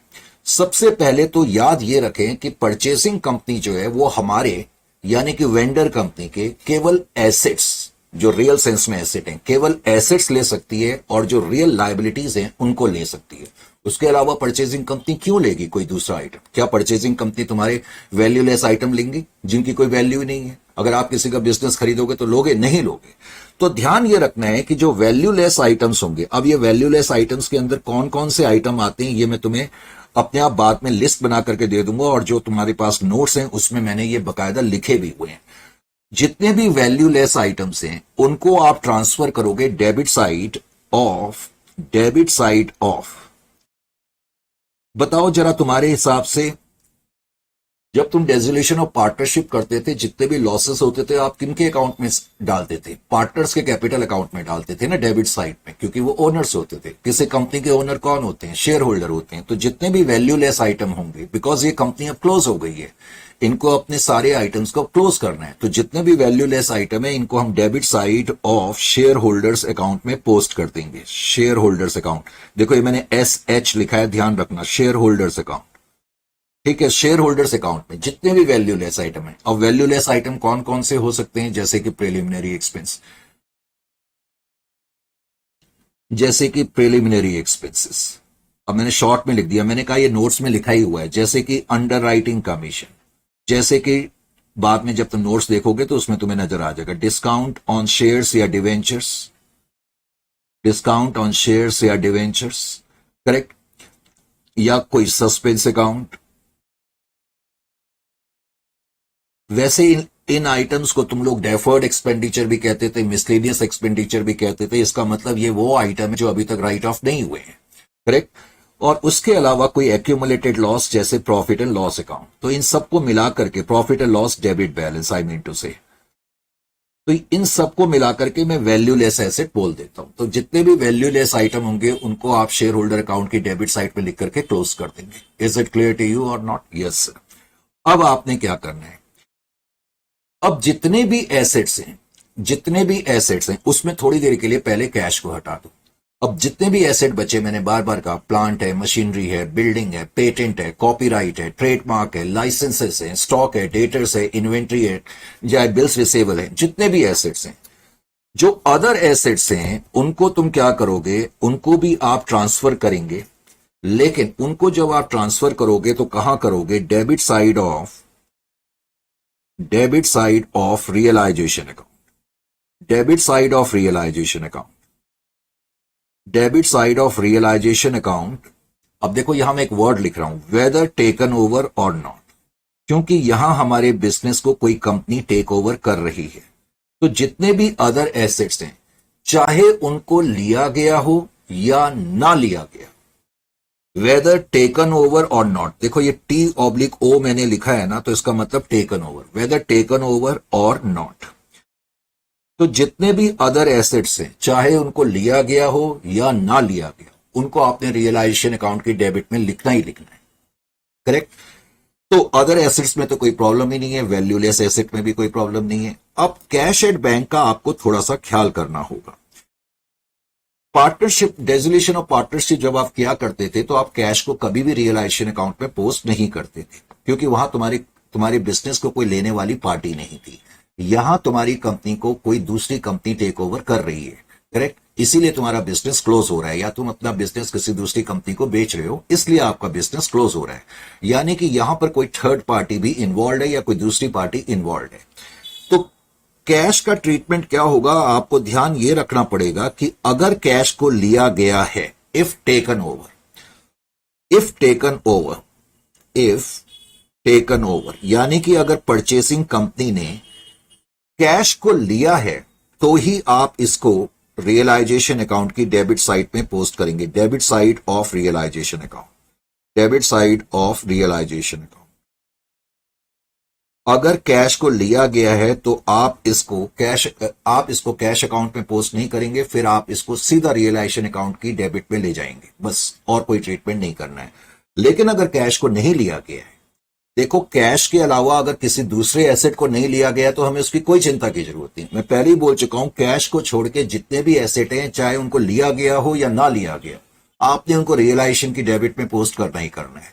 लेकिन कैश को अगर नहीं लिया गया है, if not taken over, if NTO का मतलब नॉट टेकन ओवर, अगर कैश को नहीं लिया गया है तो फिर मैं इसको क्या करूंगा, कैश अकाउंट में पोस्ट कर दूंगा, यानी कि कैश अकाउंट में लिख दूंगा बैलेंस ब्रॉट डाउन।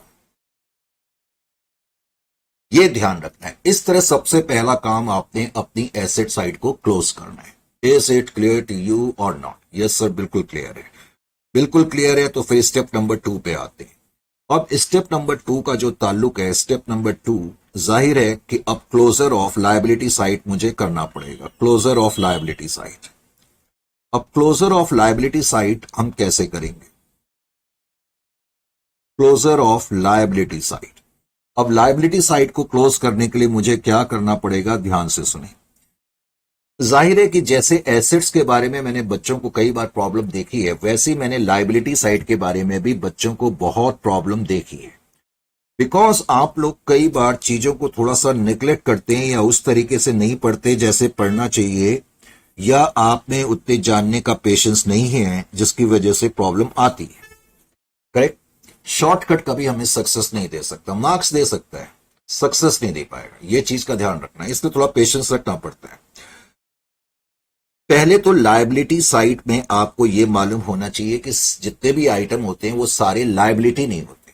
अब मैं फिर आपसे एक क्वेश्चन पूछूंगा ना, तो फिर आप बोलोगे सर आज तो आप बिल्कुल हमारा इम्तिहान लेने पर आ गए। वो मैं इसलिए ले रहा हूं क्योंकि मुझे थोड़ा कभी कभी गुस्सा भी आता है कि आप लोग इतनी मेहनत करते हैं, मम्मी डैडी का इतना पैसा भी लगाते हैं, करेक्ट, एक अच्छा प्रोफेशनल कोर्स भी करते हैं, कई बच्चों के तो मार्क्स भी इतने अच्छे आते हैं, रैंक्स भी आते हैं, लेकिन वही बच्चे एक बहुत अच्छी कंपनी जहां उनको एक बहुत अच्छा पैकेज मिल सकता है, करेक्ट, वो चूक जाते हैं सिर्फ किन चीजों से, इन चीजों से। फॉर एग्जाम्पल, अब मैंने कहा अब तो मैं नहीं हूं किसी कंपनी के बोर्ड में, लेकिन पहले जब मैं जिस जमाने में था तो मैंने कई बार इंटरव्यूज में लिख दिया, और जैसे जैसे मुझे याद आता रहता है मैं जानबूझ करके क्लास में उनको साइट भी कर देता हूं, करेक्ट, जब खास तौर से मेरे पास वक्त भी होता है।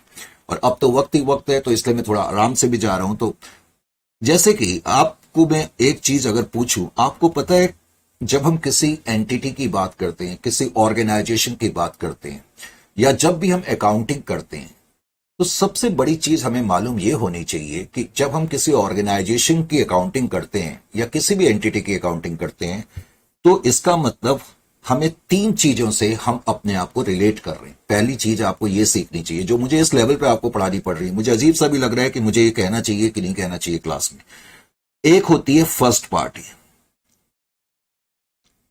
एक होती है फर्स्ट पार्टी। अकाउंटिंग करते वक्त अकाउंटेंट को एटलीस्ट ये मालूम होना चाहिए, और अकाउंटेंट को अधिकतर मालूम होता है, लेकिन जो उससे बड़े सीनियर और वो वगैरह होते हैं जिनको मालूम होना चाहिए उनको मालूम नहीं। प्रॉब्लम ये, एक फर्स्ट पार्टी होती है, एक सेकंड पार्टी होती है, और एक थर्ड पार्टी होती है।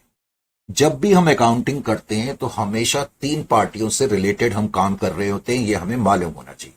अब मैं आपसे पूछूं फर्स्ट पार्टी कौन होता है, तो कई बार तो बच्चे बोले सर नहीं पूछो तो अच्छा है। अब जो फर्स्ट पार्टी होता है ना, वो हमेशा ऑर्गेनाइजेशन या एंटिटी होता है। समझ में आया? ऑर्गेनाइजेशन या entity is considered as first party. एक तो ये मालूम होना चाहिए। फिर सेकंड पार्टी कौन होता है? ओनर्स होते हैं। जो बिजनेस के ओनर्स होते हैं उनको सेकंड पार्टी माना जाता है। इन दोनों को अगर मैं मिला दूं तो इसको हम बोलते हैं इंटरनल पार्टी। क्या बोलते हैं? Internal party. ये छोटी छोटी चीजें आपको मालूम होनी चाहिए। इंटरनल पार्टी क्यों मालूम होनी चाहिए? क्योंकि अभी मैंने आपसे पूछा कि कल कोई आपसे पूछ ले कि लायबिलिटी क्या है, तो आप बड़े कैजुअल जनरलाइज्ड आंसर सुनने को मिलते हैं। आप बिल्कुल अपना आंसर एक अलग, बेहतर, छोटा, क्रिस्प बना सकते हैं, बशर्ते आपको ये सारी चीजें मालूम हो तो। आप अब मैं आपसे पूछूं कि लायबिलिटी क्या है। सिंपल वर्ड्स में लायबिलिटी का मतलब कोई भी ऐसा अमाउंट जो आपके ऑर्गेनाइजेशन ने थर्ड पार्टी को देना है।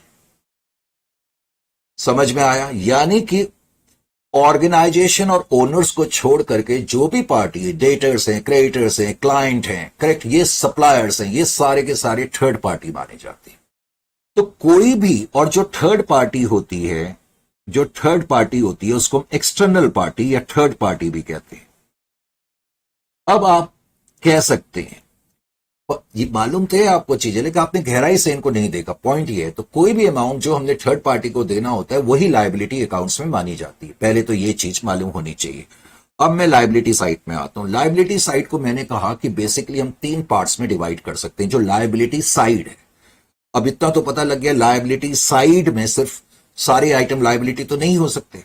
तो लायबिलिटी साइड में क्या क्या पॉसिबल हो सकता है? एक तो होता है कैपिटल। लायबिलिटी साइड पे तीन चीजें होती हैं। एक तो है कैपिटल, दूसरी चीज हम कह सकते हैं समझाने के पर्पज से, कहां चला, अच्छा पेन तो मेरे हाथ में ही है, मैं भूल ही गया पेन कहां पर है। दूसरा हम कहेंगे रिजर्व्स एंड सरप्लस। करेक्ट। अब मैं यहां पर इसके लिए वर्ड से रिजर्व्स ही यूज कर रहा हूं। रिजर्व्स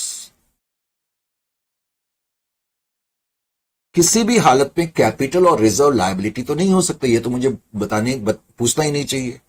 कैपिटल और रिजर्व्स को छोड़ करके जितने भी आइटम मौजूद हैं लायबिलिटी साइड में, वो सब लायबिलिटी हैं, क्योंकि वो सारे अमाउंट जो हैं वो थर्ड पार्टी को हमने देने। तो बचा हुआ अमाउंट क्या है? लायबिलिटी। तो अब तीसरा और आखिरी चीज है liability.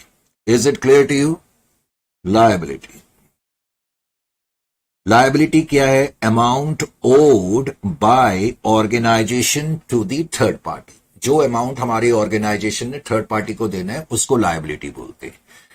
Is it clear to you और नॉट? बिल्कुल क्लियर है। अब हम आते हैं पहले तो कैपिटल पे, क्योंकि हम सीख रहे हैं क्लोजर ऑफ लायबिलिटी साइड। अब मुझे अपनी लायबिलिटी साइड को क्लोज करना है। देखो, जहां तक सवाल है कैपिटल का, तो कैपिटल को क्लोज करने में तो कुछ है ही नहीं। जो शेयर कैपिटल होगी उसको आप कहां ले जाओगे? पार्टनर की कैपिटल होती थी तो आप क्या करते थे? पार्टनर्स के कैपिटल अकाउंट में लिखते थे। इसी तरह जो कैपिटल है, यहां कैपिटल का मतलब ही शेयर कैपिटल से है, तो इसको आप क्रेडिट कर दोगे शेयर होल्डर के अकाउंट की क्रेडिट साइड पे। यानी कि जो शेयर कैपिटल होगी उसको तो credit side of share holders account में लिख दिया जाएगा। Credit side of share holders account, SH account, share holders account. इसमें तो कोई प्रॉब्लम नहीं है। अब आ गया आपका रिजर्व्स। अब रिजर्व्स के बारे में आपको बहुत ही साउंड नॉलेज होनी चाहिए, अगर आप कोई मिस्टेक कभी भी कमिट नहीं करना चाहते अमालगमेशन में। अब ये छोटी छोटी चीजें ना, एक्चुअली प्रॉब्लम क्या है कि इस लेवल पे पढ़ाना अच्छा नहीं लगता। ये चीजें आपको इस लेवल पे मालूम होनी चाहिए ऑलरेडी। चलो, अब तुम भी क्या याद रखोगे। जितने भी रिजर्व्स होते हैं हम सिंप्लिसिटी के लिए उनको 3 पार्ट्स में डिवाइड कर सकते हैं। करेक्ट, सिंप्लिसिटी के लिए 3 पार्ट में डिवाइड कर सकते हैं। एक तो मैं कहूंगा फ्री रिजर्व्स, फ्री रिजर्व्स।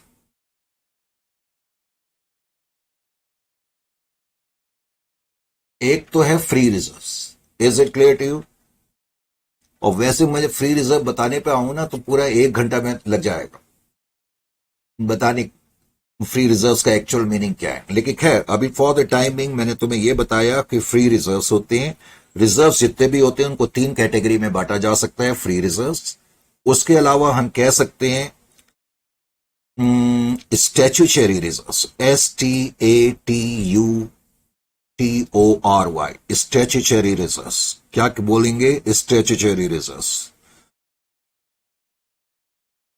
और एक तीसरी टाइप के रिजर्व्स भी होते हैं, उसको हम बोलते हैं स्पेसिफिक रिजर्व्स। और वैसे जो स्पेसिफिक रिजर्व्स होते हैं उसी को प्रोविजन भी कहते हैं, स्पेसिफिक रिजर्व्स,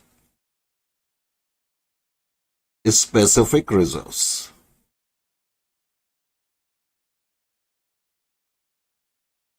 अब जो फ्री रिजर्व्स होते हैं, थोड़ा सा इसके बारे में आपको मालूम होना चाहिए कि पहले तो फ्री रिजर्व्स में कौन कौन से आइटम्स, खास तौर से जब कोई कंपनी लिक्विडेट हो गई है तो उसकी बैलेंस शीट में कौन से आइटम को तुम फ्री रिजर्व्स के रूप में ट्रीट करोगे। जैसे कि जनरल रिजर्व है, जाहिर है कि ये फ्री रिजर्व है। जैसे कि रिजर्व फंड है, मैंने कहा ये सब नोट्स में मैंने लिखा हुआ है इसलिए मैं शॉर्ट फॉर्म में अभी सिर्फ वैसे समझाने के लिए बता रहा हूं। जनरल रिजर्व है, रिजर्व फंड है, प्रॉफिट एंड लॉस अकाउंट है, क्रेडिट बैलेंस, करेक्ट। या फिर इंश्योरेंस फंड है, IF, insurance fund, dividend equalisation fund, DEF, dividend equalisation fund में कोई बैलेंस है, सिंकिंग फंड, सिंकिंग फंड में कोई बैलेंस अगर पड़ा हुआ है, workman compensation fund, workman compensation fund में कोई बैलेंस पड़ा हुआ है, ये सारे फ्री रिजर्व्स माने जाते हैं। करेक्ट। लेकिन यहां आपको एक ध्यान रखना पड़ेगा, कभी कभी वो ऐसे लिख देंगे वर्कमैन कंपनसेशन फंड 10,000 और सपोज ब्रैकेट में उन्होंने लिखा लायबिलिटी 1,000, तो तब 10,000 पूरा का पूरा फ्री नहीं माना जाएगा, केवल 9,000 फ्री माना जाएगा और 1,000 जो है वो लायबिलिटी माना जाएगा। करेक्ट। यानी कि जो workman compensation fund, insurance fund और सिंकिंग फंड में ब्रैकेट में ऐसे लिखा हो सकता है, ये आपको मालूम होना चाहिए और ये खैर आपको मालूम ही है। उसके अलावा अगर कभी क्वेश्चन में दिया हो कैपिटल रिजर्व, सिक्योरिटी प्रीमियम, इनको भी आप फ्री रिजर्व्स के रूप में लेकर के चलेंगे क्योंकि ये कंपनी अब लिक्विडेट हो चुकी है। इन रिजर्व्स में जो भी बैलेंस होगा वो अब फ्री माना जाएगा। करेक्ट। तो जितने भी फ्री रिजर्व्स होंगे अब उसका ट्रीटमेंट क्या होगा आपको यह भी मालूम होना चाहिए। जितने भी फ्री रिजर्व्स हैं, याद रखें मैं कई बार कह चुका हूं, परचेसिंग कंपनी हमारे सिर्फ एसेट्स ले सकती है और लायबिलिटी ले सकती है, वो हमारी कैपिटल और हमारे रिजर्व्स नहीं ले सकती। Is it clear to you? पहले तो ये चीज शुरुआत में ध्यान में रखें। अब जितने भी फ्री रिजर्व्स तो होंगे वो जाहिर है कि आप शेयर होल्डर्स के अकाउंट की क्रेडिट साइड में पोस्ट करेंगे, credit side of share holders account. जैसे कि आप जनरल रिजर्व वगैरह पार्टनर्स के कैपिटल अकाउंट में पोस्ट करते थे, तो ये भी एक तरीके से आपकी जमा पूंजी है, तो आप शेयर होल्डर्स या ओनर के खाते में इनको डालेंगे। Is it clear to you और नॉट? अब बारी आती है स्टैट्यूटरी रिजर्व्स की। कई बारी मैंने क्लासेस के दौरान भी ये बताया हुआ है कि स्टैट्यूटरी रिजर्व्स क्या होते हैं। स्टैट्यूटरी रिजर्व्स वो रिजर्व्स होते हैं जो कानूनी दबाव के तहत किसी कंपनी को बनाने पड़ते हैं। फॉर एग्जांपल कोई कंपनी फ्री ट्रेड जोन में काम कर रही है या कोई स्पेशल इकोनॉमिक जोन में काम कर रही है, तो जहां इन कंपनीज को गवर्नमेंट बहुत सब्सिडी देती है, बहुत इंसेंटिव भी देती है। टैक्स में आप पढ़ते ही हैं कि इस तरह की जो कंपनी होती है स्पेशल इकोनॉमिक जोन्स में, फ्री ट्रेड जोन्स में, उनकी इनकम पे कुछ समय तक टैक्स नहीं लगता है। तो जहां इनको कुछ छूट दी जाती है वहीं इनके ऊपर कुछ दबाव भी बनाया जाता है। फॉर एग्जाम्पल कुछ इस तरीके का दबाव बनाया जाता है कि आप हर साल अपने प्रॉफिट का कुछ अमाउंट इस रिजर्व में ट्रांसफर करेंगे। तो कोई भी कंपनी जो खास तौर से special economic zone, free trade zone या किसी नोटिफाइड जोन में ऑपरेट करती है, तो उस कंपनी के ऊपर इस तरीके का दबाव होता है और इस तरीके के दबाव के तहत जब हम कोई रिजर्व बनाते हैं तो उसको स्टैट्यूटरी रिजर्व्स कहते हैं। तो जो स्टैट्यूटरी रिजर्व्स हैं, स्टैट्यूटरी रिजर्व्स जैसे कि इसके अंदर export profit surplus, export profit surplus, correct. मैंने कहा ये सारी चीजें मैंने नोट्स में डिटेल में लिखी हुई हैं, तो इसलिए आप लॉन्ग फॉर्म में नहीं लिख रहा हूं, क्योंकि मुझे समझाना भी होता है और ये चीजें बतानी भी होती हैं। तो एक्सपोर्ट प्रॉफिट सरप्लस, जिसको तुम फॉरेन प्रोजेक्ट रिजर्व अकाउंट भी कहते हो, फॉरेन प्रोजेक्ट रिजर्व अकाउंट भी कहा जाता है, करेक्ट। इसी तरह से होता है डेवलपमेंट रिबेट रिजर्व, और डेवलपमेंट रिबेट रिजर्व को ही इन्वेस्टमेंट अलाउंस रिजर्व कहते हैं, IAR, इन्वेस्टमेंट अलाउंस रिजर्व कहते हैं। बहुत से लोगों को यह भी नहीं पता कई बार। तो एक्सपोर्ट प्रॉफिट सरप्लस, जिसको फॉरेन प्रोजेक्ट रिजर्व अकाउंट भी कहते हैं, development rebate reserve, investment allowance reserve, बाकी टैक्स में भी आप जैसे कई बार टी बोर्ड रिजर्व वगैरह कुछ आप पढ़ते होंगे, करेक्ट, वो सब स्टैट्यूटरी रिजर्व्स होते हैं। हालांकि जो स्टैट्यूटरी रिजर्व्स होते हैं, जैसे कि इनके ऊपर दबाव होता है किसी कंपनी के ऊपर कि 9-10 साल तक आप अपने प्रॉफिट का कुछ हिस्सा इन रिजर्व्स में डालते रहेंगे। अब बिकॉज ये कंपनी लिक्विडेट हो गई है, तो इन रिजर्व्स में जो भी पैसा पड़ा होगा वो भी हम क्या करेंगे, शेयर होल्डर के अकाउंट की क्रेडिट साइड में लिख देंगे। शेयर होल्डर्स के अकाउंट की क्रेडिट साइड पे इनको लिख दिया जाएगा, credit side of share holders account, credit side of share holders account. तो जो शेयर कैपिटल है, या जो फ्री रिजर्व हैं, या जो स्टैट्यूटरी रिजर्व हैं, वो तो सीधा कहां आएंगे, शेयर होल्डर्स के अकाउंट में आएंगे। अब बच गए स्पेसिफिक रिजर्व। स्पेसिफिक का मतलब ही होता है पर्टिकुलर, ये किसी पर्टिकुलर चीज के खिलाफ बनाए जाते हैं, इसीलिए इनको हम बोल तो देते हैं स्पेसिफिक रिजर्व, वैसे ये प्रोविजंस होते हैं, ये बेसिकली प्रोविजंस होते हैं। जैसे कि प्रोविजन फॉर डाउटफुल डेट्स सबसे बेस्ट एग्जांपल है, ये डेटर्स के अगेंस्ट बनता है, मुझे बताने की जरूरत नहीं, provision for doubtful debts, correct. इसी तरह से stock reserve, SR, stock reserve, कई बार स्टॉक की वैल्यू ऊपर नीचे हो जाती है, तो उससे निपटने के लिए स्टॉक रिजर्व वगैरह बनाया जाता है। ऐसे ही इन्वेस्टमेंट रिजर्व भी हो सकता है, इन्वेस्टमेंट की वैल्यू में कोई डिक्लाइन वगैरह आ जाए, इन्वेस्टमेंट फ्लक्चुएशन फंड जिसको तुम कई बार कहते हो, करेक्ट। तो कई बार क्वेश्चन में रिप्लेसमेंट रिजर्व दिया रहता है, रिप्लेसमेंट रिजर्व, तो तुम्हें यह मालूम होना चाहिए कि ये बेसिकली स्पेसिफिक रिजर्व्स हैं, इसलिए मैंने कहा रिजर्व्स के बारे में तुम्हें अच्छी जानकारी होनी चाहिए। Is it clear to you? अब जो स्पेसिफिक रिजर्व्स होते हैं, बिकॉज मैंने बताया जैसे प्रोविजन फॉर डाउटफुल डेट्स है, ये किसके अगेंस्ट बनेगा, डेटर्स के अगेंस्ट बनेगा, करेक्ट। तो प्रोविजन फॉर डाउटफुल डेट्स है, वैसे तो मैं एक और लिखना चाहता हूं, जैसे कि प्रोविजन फॉर डेप्रिसिएशन है, प्रोविजन फॉर डेप्रिसिएशन, ये भी पर्टिकुलरली किसी ना किसी एसेट के अगेंस्ट बनेगा। स्टॉक रिजर्व स्टॉक के अगेंस्ट बनेगा। Investment allowance investment fluctuation reserve जो बनेगा वो इन्वेस्टमेंट के अगेंस्ट बनेगा। रिप्लेसमेंट रिजर्व भी किसी एसेट को रिप्लेस करने के लिए बनाया जाता है, यानी कि ये जो रिजर्व हैं पर्टिकुलरली किसी ना किसी एसेट के अगेंस्ट बने होते हैं। और बिकॉज जितने भी एसेट्स होते हैं उनको हम रियलाइजेशन अकाउंट की डेबिट में पोस्ट करते हैं, तो यही वजह है कि इन एसेट्स के खिलाफ जो ये रिजर्व्स बने हुए हैं, इन रिजर्व्स को हम कहां पोस्ट करेंगे, इनको हम पोस्ट करेंगे credit side of realisation account, credit side of realisation account, credit side of realisation account, इनको हम रियलाइजेशन अकाउंट की क्रेडिट साइड में पोस्ट करेंगे। Is it clear to you और नॉट? बात समझ में आ गई बाबा आपके या नहीं आई? सर बिल्कुल आ गई है। इसका मतलब लायबिलिटी साइड में मैंने कहा 3 अहम चीजें होती हैं, कैपिटल और रिजर्व। अब इनके बारे में तो आपको बहुत अच्छी तरह से पता लग गया। अब जितनी भी आइटम लायबिलिटी साइड में बच गए, इनको छोड़ करके वो आपकी लायबिलिटी है। लायबिलिटी का मतलब मैं आपको बता चुका हूं, वो अमाउंट जो आपने थर्ड पार्टीज को देना है, चाहे सन्ड्री क्रेडिटर हो, चाहे बिल्स पेबल हो, चाहे आउटस्टैंडिंग एक्सपेंसेस हो, चाहे डिवेंचर्स हो, करेक्ट, चाहे वर्कमैन सेविंग बैंक अकाउंट हो, बिल्स पेबल हो, तो ये सारी लायबिलिटीज होती हैं। इसलिए मैंने इसकी लिस्ट नहीं बनाई, ये मोस्टली तुम लोगों को मालूम ही है। तो जितनी भी लायबिलिटीज होंगी उनको हम credit side of realisation account में लिखेंगे, credit side of realisation account में लिखेंगे, वेदर टेकन ओवर और नॉट, चाहे इन लायबिलिटीज को लिया गया हो या ना लिया गया हो, वेदर टेकन ओवर और नॉट। जितने भी लायबिलिटीज हैं उनको हम रियलाइजेशन अकाउंट की क्रेडिट में लिखेंगे, स्पेसिफिक रिजर्व रियलाइजेशन अकाउंट की क्रेडिट में लिखेंगे, बड़ा सिंपल सा है। और कैपिटल को, फ्री रिजर्व को, स्टैट्यूटरी रिजर्व्स को हम शेयर होल्डर्स अकाउंट की क्रेडिट में लिखेंगे। इस तरह अब हमारे एसेट भी क्लोज हो गए और लायबिलिटी भी क्लोज हो गया। Is it clear to you और नॉट? यस सर बिल्कुल समझ आ रहे हैं, आ रहे हैं।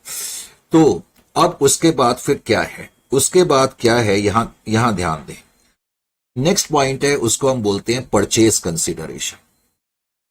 Purchase consideration. अब परचेज कंसीडरेशन से हमारा मतलब क्या है? Purchase consideration.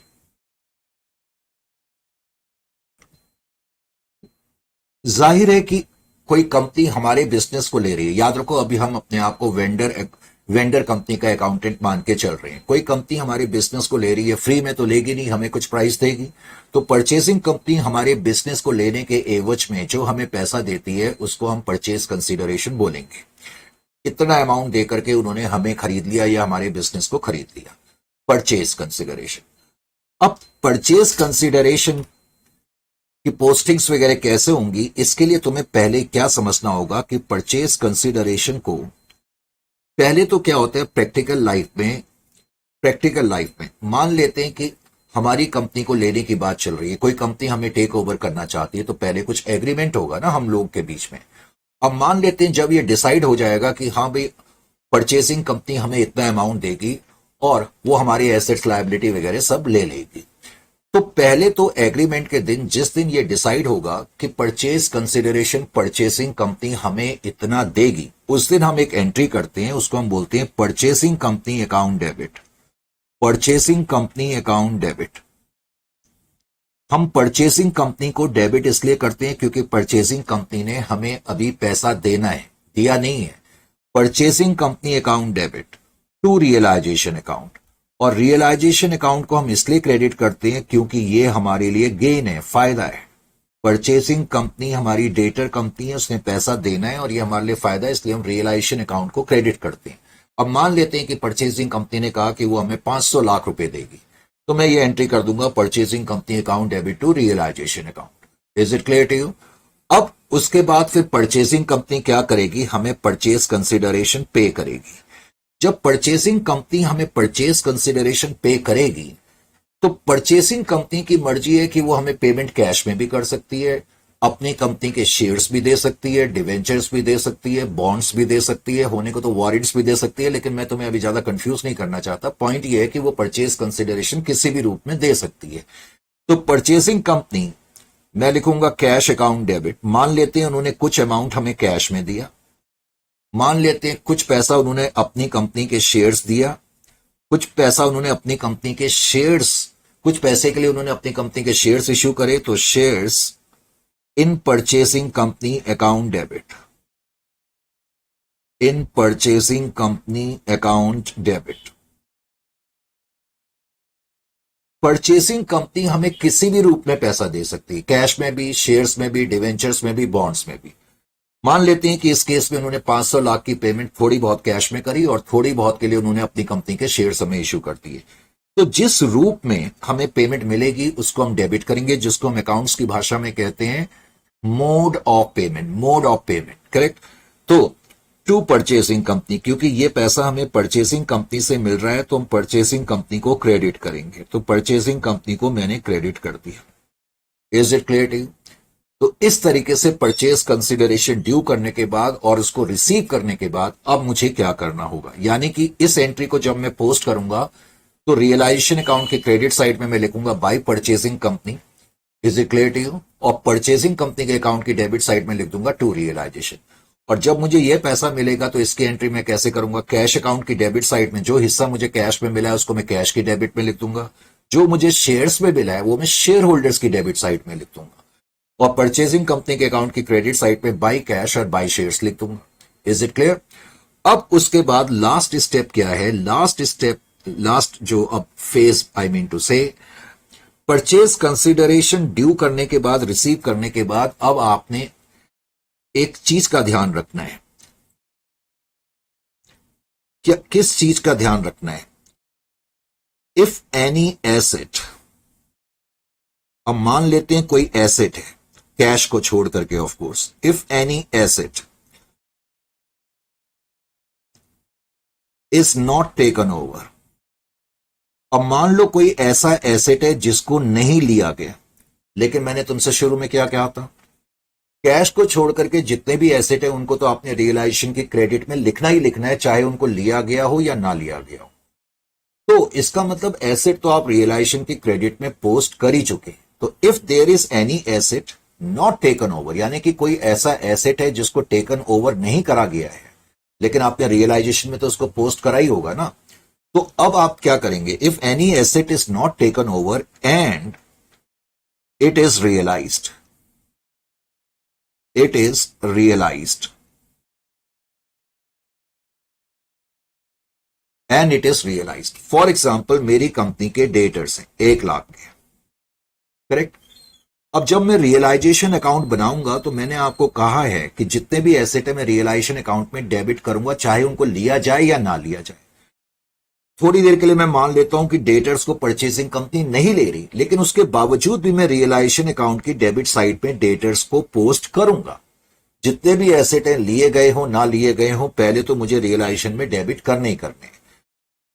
अब इस एसेट को लिया तो नहीं गया है और क्वेश्चन बाद में कहता है कि डेटर से हमें 90,000 रुपए मिल गए।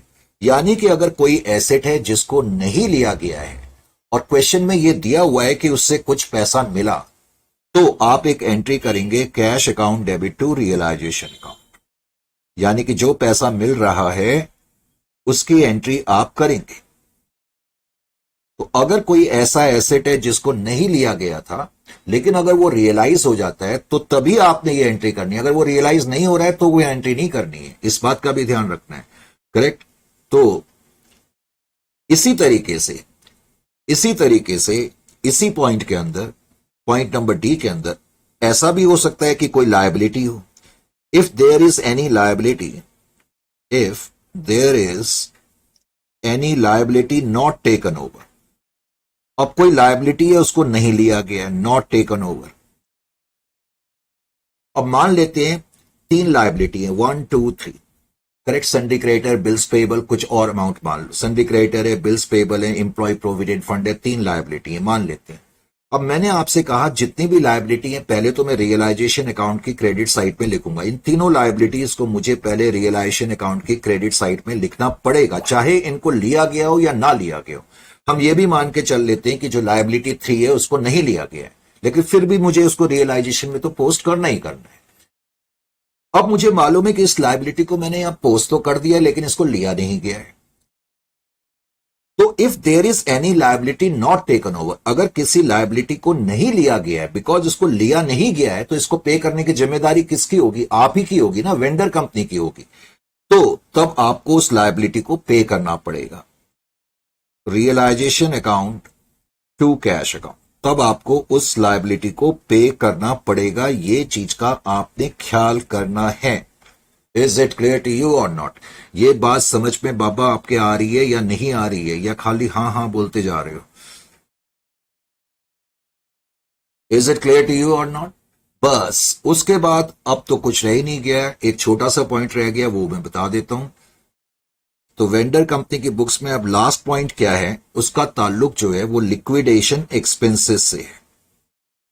लिक्विडेशन एक्सपेंसेस भी बोलते हैं इसको, रियलाइजेशन एक्सपेंसेस भी बोलते हैं, लिक्विडेशन एक्सपेंसेस या फिर रियलाइजेशन एक्सपेंसेस। अब इसका ट्रीटमेंट क्या है? रियलाइजेशन एक्सपेंस, लिक्विडेशन एक्सपेंसेस का ट्रीटमेंट क्या होगा, यह भी आपको मालूम होना चाहिए। अगर ये खर्चे परचेजिंग कंपनी बियर कर रही है तो वेंडर कंपनी की बुक्स में कोई एंट्री नहीं होगी। ऐसी पॉसिबिलिटी हो सकती है कि जो आपके लिक्विडेशन के खर्चे हैं परचेजिंग कंपनी कहे कि हम इसको बियर कर लेते हैं, करेक्ट। तो अगर लिक्विडेशन के खर्चे जो है परचेजिंग कंपनी बियर करेगी, बॉर्न बाय परचेजिंग कंपनी, यानी कि liquidation expenses borne by, borne का मतलब बियर करे जा रहे हैं, बॉर्न बाय परचेजिंग कंपनी। अगर परचेजिंग कंपनी इन खर्चों को बियर कर रही है तो वेंडर कंपनी अपनी बुक्स में कोई एंट्री नहीं करेगी, करेक्ट। हां, परचेजिंग कंपनी अपनी बुक्स में एंट्री करेगी, आप तो एंट्री नहीं करेंगे, वेंडर कंपनी अपनी बुक्स में थोड़ी करेगी जब परचेजिंग कंपनी ने खर्चे बियर करें। तो परचेजिंग कंपनी अपनी बुक्स में एक एंट्री लिखेगी, expenses account debit to bank account, और इन एक्सपेंसेस को परचेजिंग कंपनी ने जो पे करा है परचेजिंग कंपनी कहां डेबिट करेगी वो मैं आपको जब परचेजिंग कंपनी की बुक्स में अकाउंटिंग बताऊंगा तो तब बताऊंगा। क्योंकि हम देखेंगे कि परचेजिंग कंपनी ने जो ये खर्चे पे करे हैं, परचेजिंग कंपनी इसको गुडविल या कैपिटल रिजर्व अकाउंट में भी डेबिट कर सकती है और प्रॉफिट एंड लॉस अकाउंट में भी डेबिट कर सकती है। करेक्ट। लेकिन कब गुडविल और कैपिटल रिजर्व में हम डेबिट करते हैं और कब पीएनएल अकाउंट में डेबिट करते हैं, ये जब हम परचेजिंग कंपनी की बुक्स में एंट्रीज देखेंगे, अकाउंटिंग सीखेंगे, तब सीखेंगे। फिलहाल अभी मैंने इतना ही बताया कि अगर एक्सपेंसेस परचेजिंग कंपनी बियर करेगी तो वेंडर कंपनी की बुक्स में कोई एंट्री नहीं होगी और परचेजिंग कंपनी ये एंट्री तो लिखेगी, लेकिन इसके बाद उनको एक एंट्री और लिखनी पड़ेगी, goodwill account debit to bank, goodwill account debit to expenses account, goodwill या capital reserve account debit to expense account, और या फिर profit and loss account debit to expense account. Correct.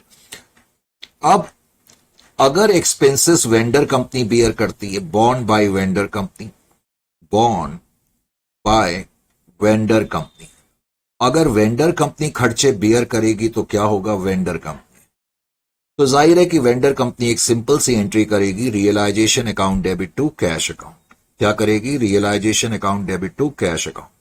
Is it clear to you और not? Simple. कुछ है इसमें? कुछ भी नहीं है।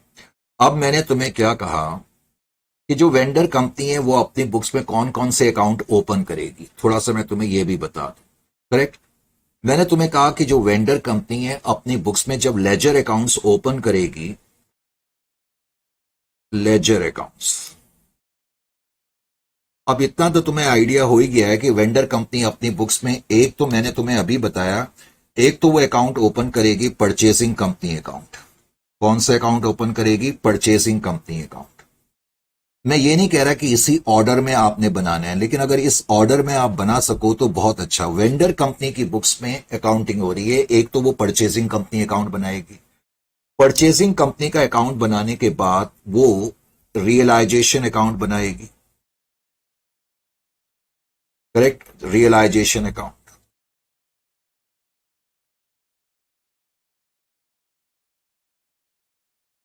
रियलाइजेशन अकाउंट, और रियलाइजेशन अकाउंट के बाद परचेसिंग कंपनी एक और अकाउंट बनाएगी, कैश बैंक अकाउंट। कौन सा अकाउंट, कैश बैंक अकाउंट। वो तो तुम्हें बनाना ही बनाना है, cash bank account, cash oblique bank account. और उसके अलावा फिर हम बनाएंगे एक share holders account, share holders account. Correct, share holders account. सबसे पहले जस्ट मैं हल्का सा रिकैप करने की कोशिश कर रहा हूं ताकि तुम में से कोई भूल ना गया हो जो मैंने अभी बातें बताई। सबसे पहले तो मुझे यह बताओ कि रियलाइजेशन अकाउंट, जब मैं एसेट साइड को क्लोज करूंगा तो जितने भी एसेट्स हैं वो सारे के सारे मैंने काम रियलाइजेशन अकाउंट की डेबिट में लिखते हैं। तो यहां पर मैं लिखूंगा all asset other than cash, to all assets, all assets other than cash, cash को छोड़ करके। Correct, other than cash, cash को छोड़ करके जितने भी एसेट्स हैं वो हम रियलाइजेशन अकाउंट की डेबिट साइड में लिखेंगे, और जो भी वैल्यू बैलेंस शीट के अंदर दी होगी वेंडर कंपनी की बुक्स में, वेंडर कंपनी की बैलेंस शीट हमें दी होगी, वेंडर कंपनी की बैलेंस शीट में जितने भी एसेट्स नजर आएंगे कैश को छोड़ करके हमने ब्लाइंडली यहां लिखना है। मैं सिर्फ एसेट्स की बात कर रहा हूं, ठीक है ना। याद रखें, वैल्यूलेस एसेट एसेट की डेफिनेशन में शामिल नहीं होते, मैं अभी सिर्फ एसेट्स की बात कर रहा हूं। तो all assets other than cash. अब कैश को मैं रियलाइजेशन अकाउंट की डेबिट में लिखूंगा अगर कैश को लिया गया है, लेकिन अगर कैश को नहीं लिया गया है तो फिर मैं उसको कैश अकाउंट की डेबिट साइड में लिखूंगा। तो मैंने यहां पर लिख दिया to cash if taken over, if taken over. अगर कैश को लिया जाएगा तो तुम कैश को भी यहां पर पोस्ट करोगे, लेकिन अगर कैश को नहीं लिया गया है तो फिर तुम उसको कैश अकाउंट में डायरेक्टली लिख दोगे टू बैलेंस ब्रॉट डाउन। समझ में आया? कैश अकाउंट, कैश अकाउंट में टू बैलेंस ब्रॉट डाउन तभी लिखना है इफ नॉट टेकन ओवर, जब कैश को नहीं लिया होगा, इफ नॉट टेकन ओवर। याद रखें, इन दो में से कोई एक ही ट्रीटमेंट हो सकता है। करेक्ट। अच्छा जी, एसेट साइड में एक तो होते हैं एसेट्स, एसेट्स का तो अभी पता लग गया। जितने भी वैल्यूलेस एसेट है, मैंने क्या कहा, शेयर होल्डर अकाउंट की डेबिट साइड में लिखेंगे। तो वैल्यूलेस एसेट, चाहे प्रिलिमिनरी एक्सपेंस हो, अंडर राइटिंग कमीशन हो, डिस्काउंट हो, करेक्ट, चाहे प्रॉफिट और लॉस अकाउंट का डेबिट बैलेंस हो, तो वो सब हम शेयर होल्डर्स अकाउंट की डेबिट साइड में लिख करके खत्म करेंगे। यहां तक कोई प्रॉब्लम किसी तरीके की नहीं होनी चाहिए। अब हम आते हैं लायबिलिटी साइड। लायबिलिटी साइड पे मैंने बताया सबसे पहले तो जो शेयर कैपिटल है वो तुम शेयर होल्डर अकाउंट की क्रेडिट साइड में लिखोगे, और याद ये रखना है कि बाई बैलेंस ब्रॉट डाउन मत लिखना, क्योंकि जब मैं शेयर कैपिटल को क्लोज करूंगा तो उसकी एंट्री होती है share capital account debit to shareholder, इसलिए बाई शेयर कैपिटल ही लिखेंगे। उसके अलावा जितने भी रिजर्व्स हैं उन रिजर्व्स के अंदर अगर कोई फ्री रिजर्व है, जो कि मैंने अभी लिस्ट आपको बताई थी, प्रॉफिट और loss account, general reserve, reserve fund, वो सब हम यहां पर लिखेंगे। करेक्ट। फिर मैंने बताया था अगर कोई स्टैट्यूटरी रिजर्व्स होंगे तो वो भी हम यहां पर लिखेंगे। स्टैट्यूटरी रिजर्व जैसे एक्सपोर्ट प्रॉफिट सरप्लस है, फॉरेन प्रोजेक्ट रिजर्व अकाउंट है। करेक्ट। तो वो सब हम यहां पर लिखेंगे, चाहे डेवलपमेंट रिबेट रिजर्व है। अगर कोई स्पेसिफिक रिजर्व है तो उसको मैं रियलाइजेशन अकाउंट की क्रेडिट साइड में लिखूंगा। स्पेसिफिक रिजर्व्स की मैं बात कर रहा हूं। तो अगर कोई स्पेसिफिक रिजर्व्स है क्वेश्चन में, जैसे कि provision for doubtful debts, provision for depreciation, तो जितने भी स्पेसिफिक रिजर्व्स हैं उनको हम रियलाइजेशन अकाउंट की क्रेडिट साइड में लिखते हैं। लायबिलिटी साइड में कैपिटल होती है, रिजर्व्स होते हैं, और उसके अलावा जितने भी आइटम होते हैं वो लायबिलिटी होते हैं। तो जितने भी लायबिलिटीज हैं मैंने बताया था उनको हम रियलाइजेशन अकाउंट की क्रेडिट साइड में लिखेंगे, चाहे लायबिलिटीज को लिया गया हो या ना लिया गया हो। जितनी भी लायबिलिटीज हैं चाहे उनको लिया गया हो या ना लिया गया हो, हमने रियलाइजेशन अकाउंट में लिखना ही लिखना। फिर उसके बाद मैंने बताया था हम परचेज कंसिडरेशन की पहले ड्यू एंट्री करेंगे, purchasing company account debit to realisation.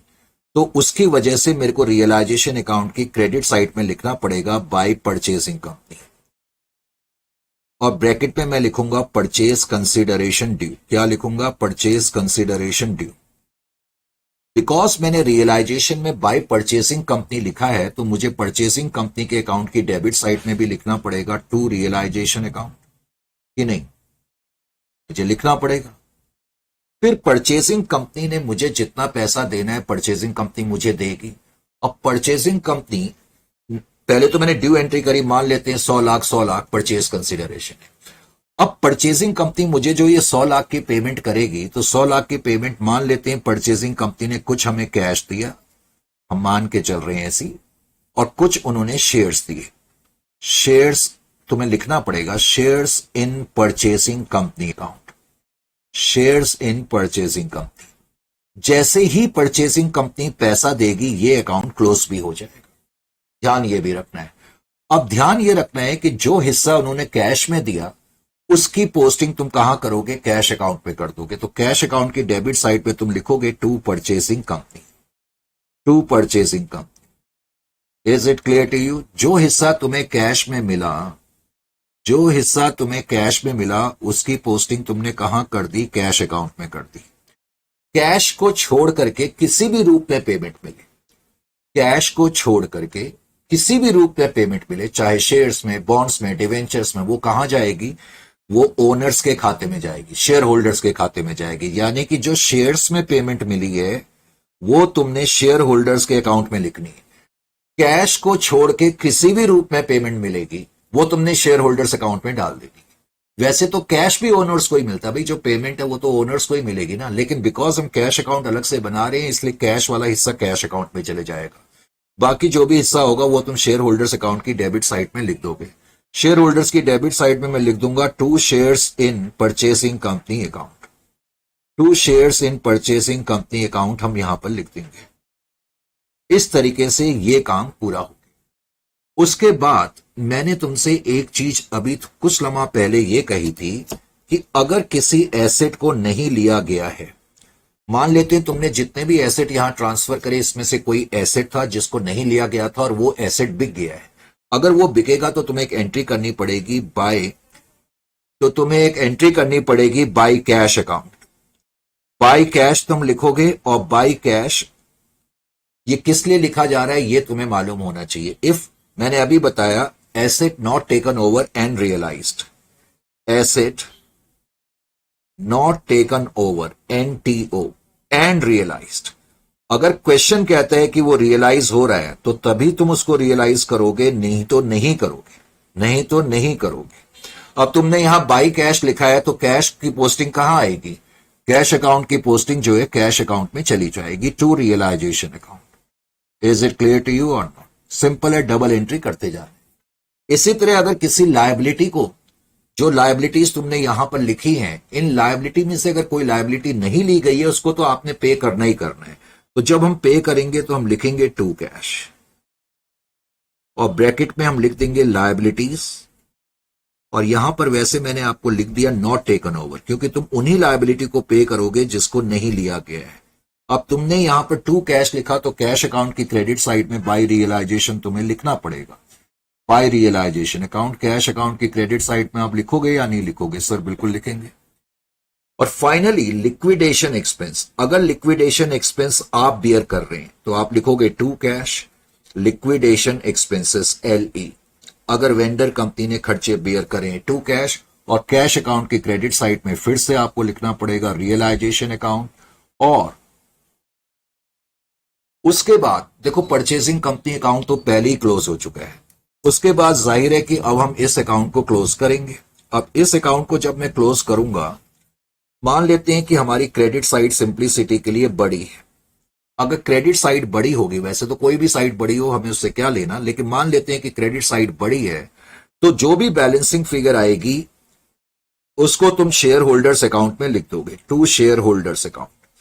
वैसे ये इस केस में प्रॉफिट है, अगर क्रेडिट साइड बड़ी होगी तो जाहिर है कि ये प्रॉफिट है। तो यहां टू शेयर होल्डर्स लिखा है, तो शेयर होल्डर अकाउंट की क्रेडिट साइड में आपको क्या लिखना पड़ेगा? By realisation account. प्रॉफिट, जो भी प्रॉफिट होगा वो आप यहां पर लिख देंगे। Is it clear to you और नॉट? और उसके बाद नंबर 2 पे आपने कौन सा अकाउंट क्लोज करा? आपने रियलाइजेशन अकाउंट क्लोज कर दिया। अब नंबर 3 पे आपको कैश अकाउंट क्लोज करना है। कैश में जितना भी बैलेंस बचा हुआ है वो किसके खाते में जाएगा? ओनर्स के खाते में जाएगा। तो जो भी बैलेंस बचा होगा वो तुम लिख दोगे बाय, अधिकतर वो इसी तरफ बैलेंस आएगा, तो बाय शेयर होल्डर अकाउंट। और शेयर होल्डर अकाउंट की डेबिट साइड में फिर तुम क्रॉस एंट्री कर दोगे टू कैश, और उसके बाद फिर तुम्हारा share holder account automatically close हो जाना चाहिए। अगर ऐसा होता है तो इसका मतलब आपने जो काम करा है वो सब ठीक करा है। तो ये था वेंडर कंपनी की बुक्स में अकाउंटिंग कैसे होती है। जाहिर है कि नेक्स्ट सेशन में हम कुछ प्रैक्टिकल करेंगे और उसके बाद ही फिर हम धीरे धीरे परचेजिंग कंपनी की बुक की तरफ बढ़ेंगे। तो मिलते हैं फिर आपसे नेक्स्ट सेशन में। Till then it's time to say good night.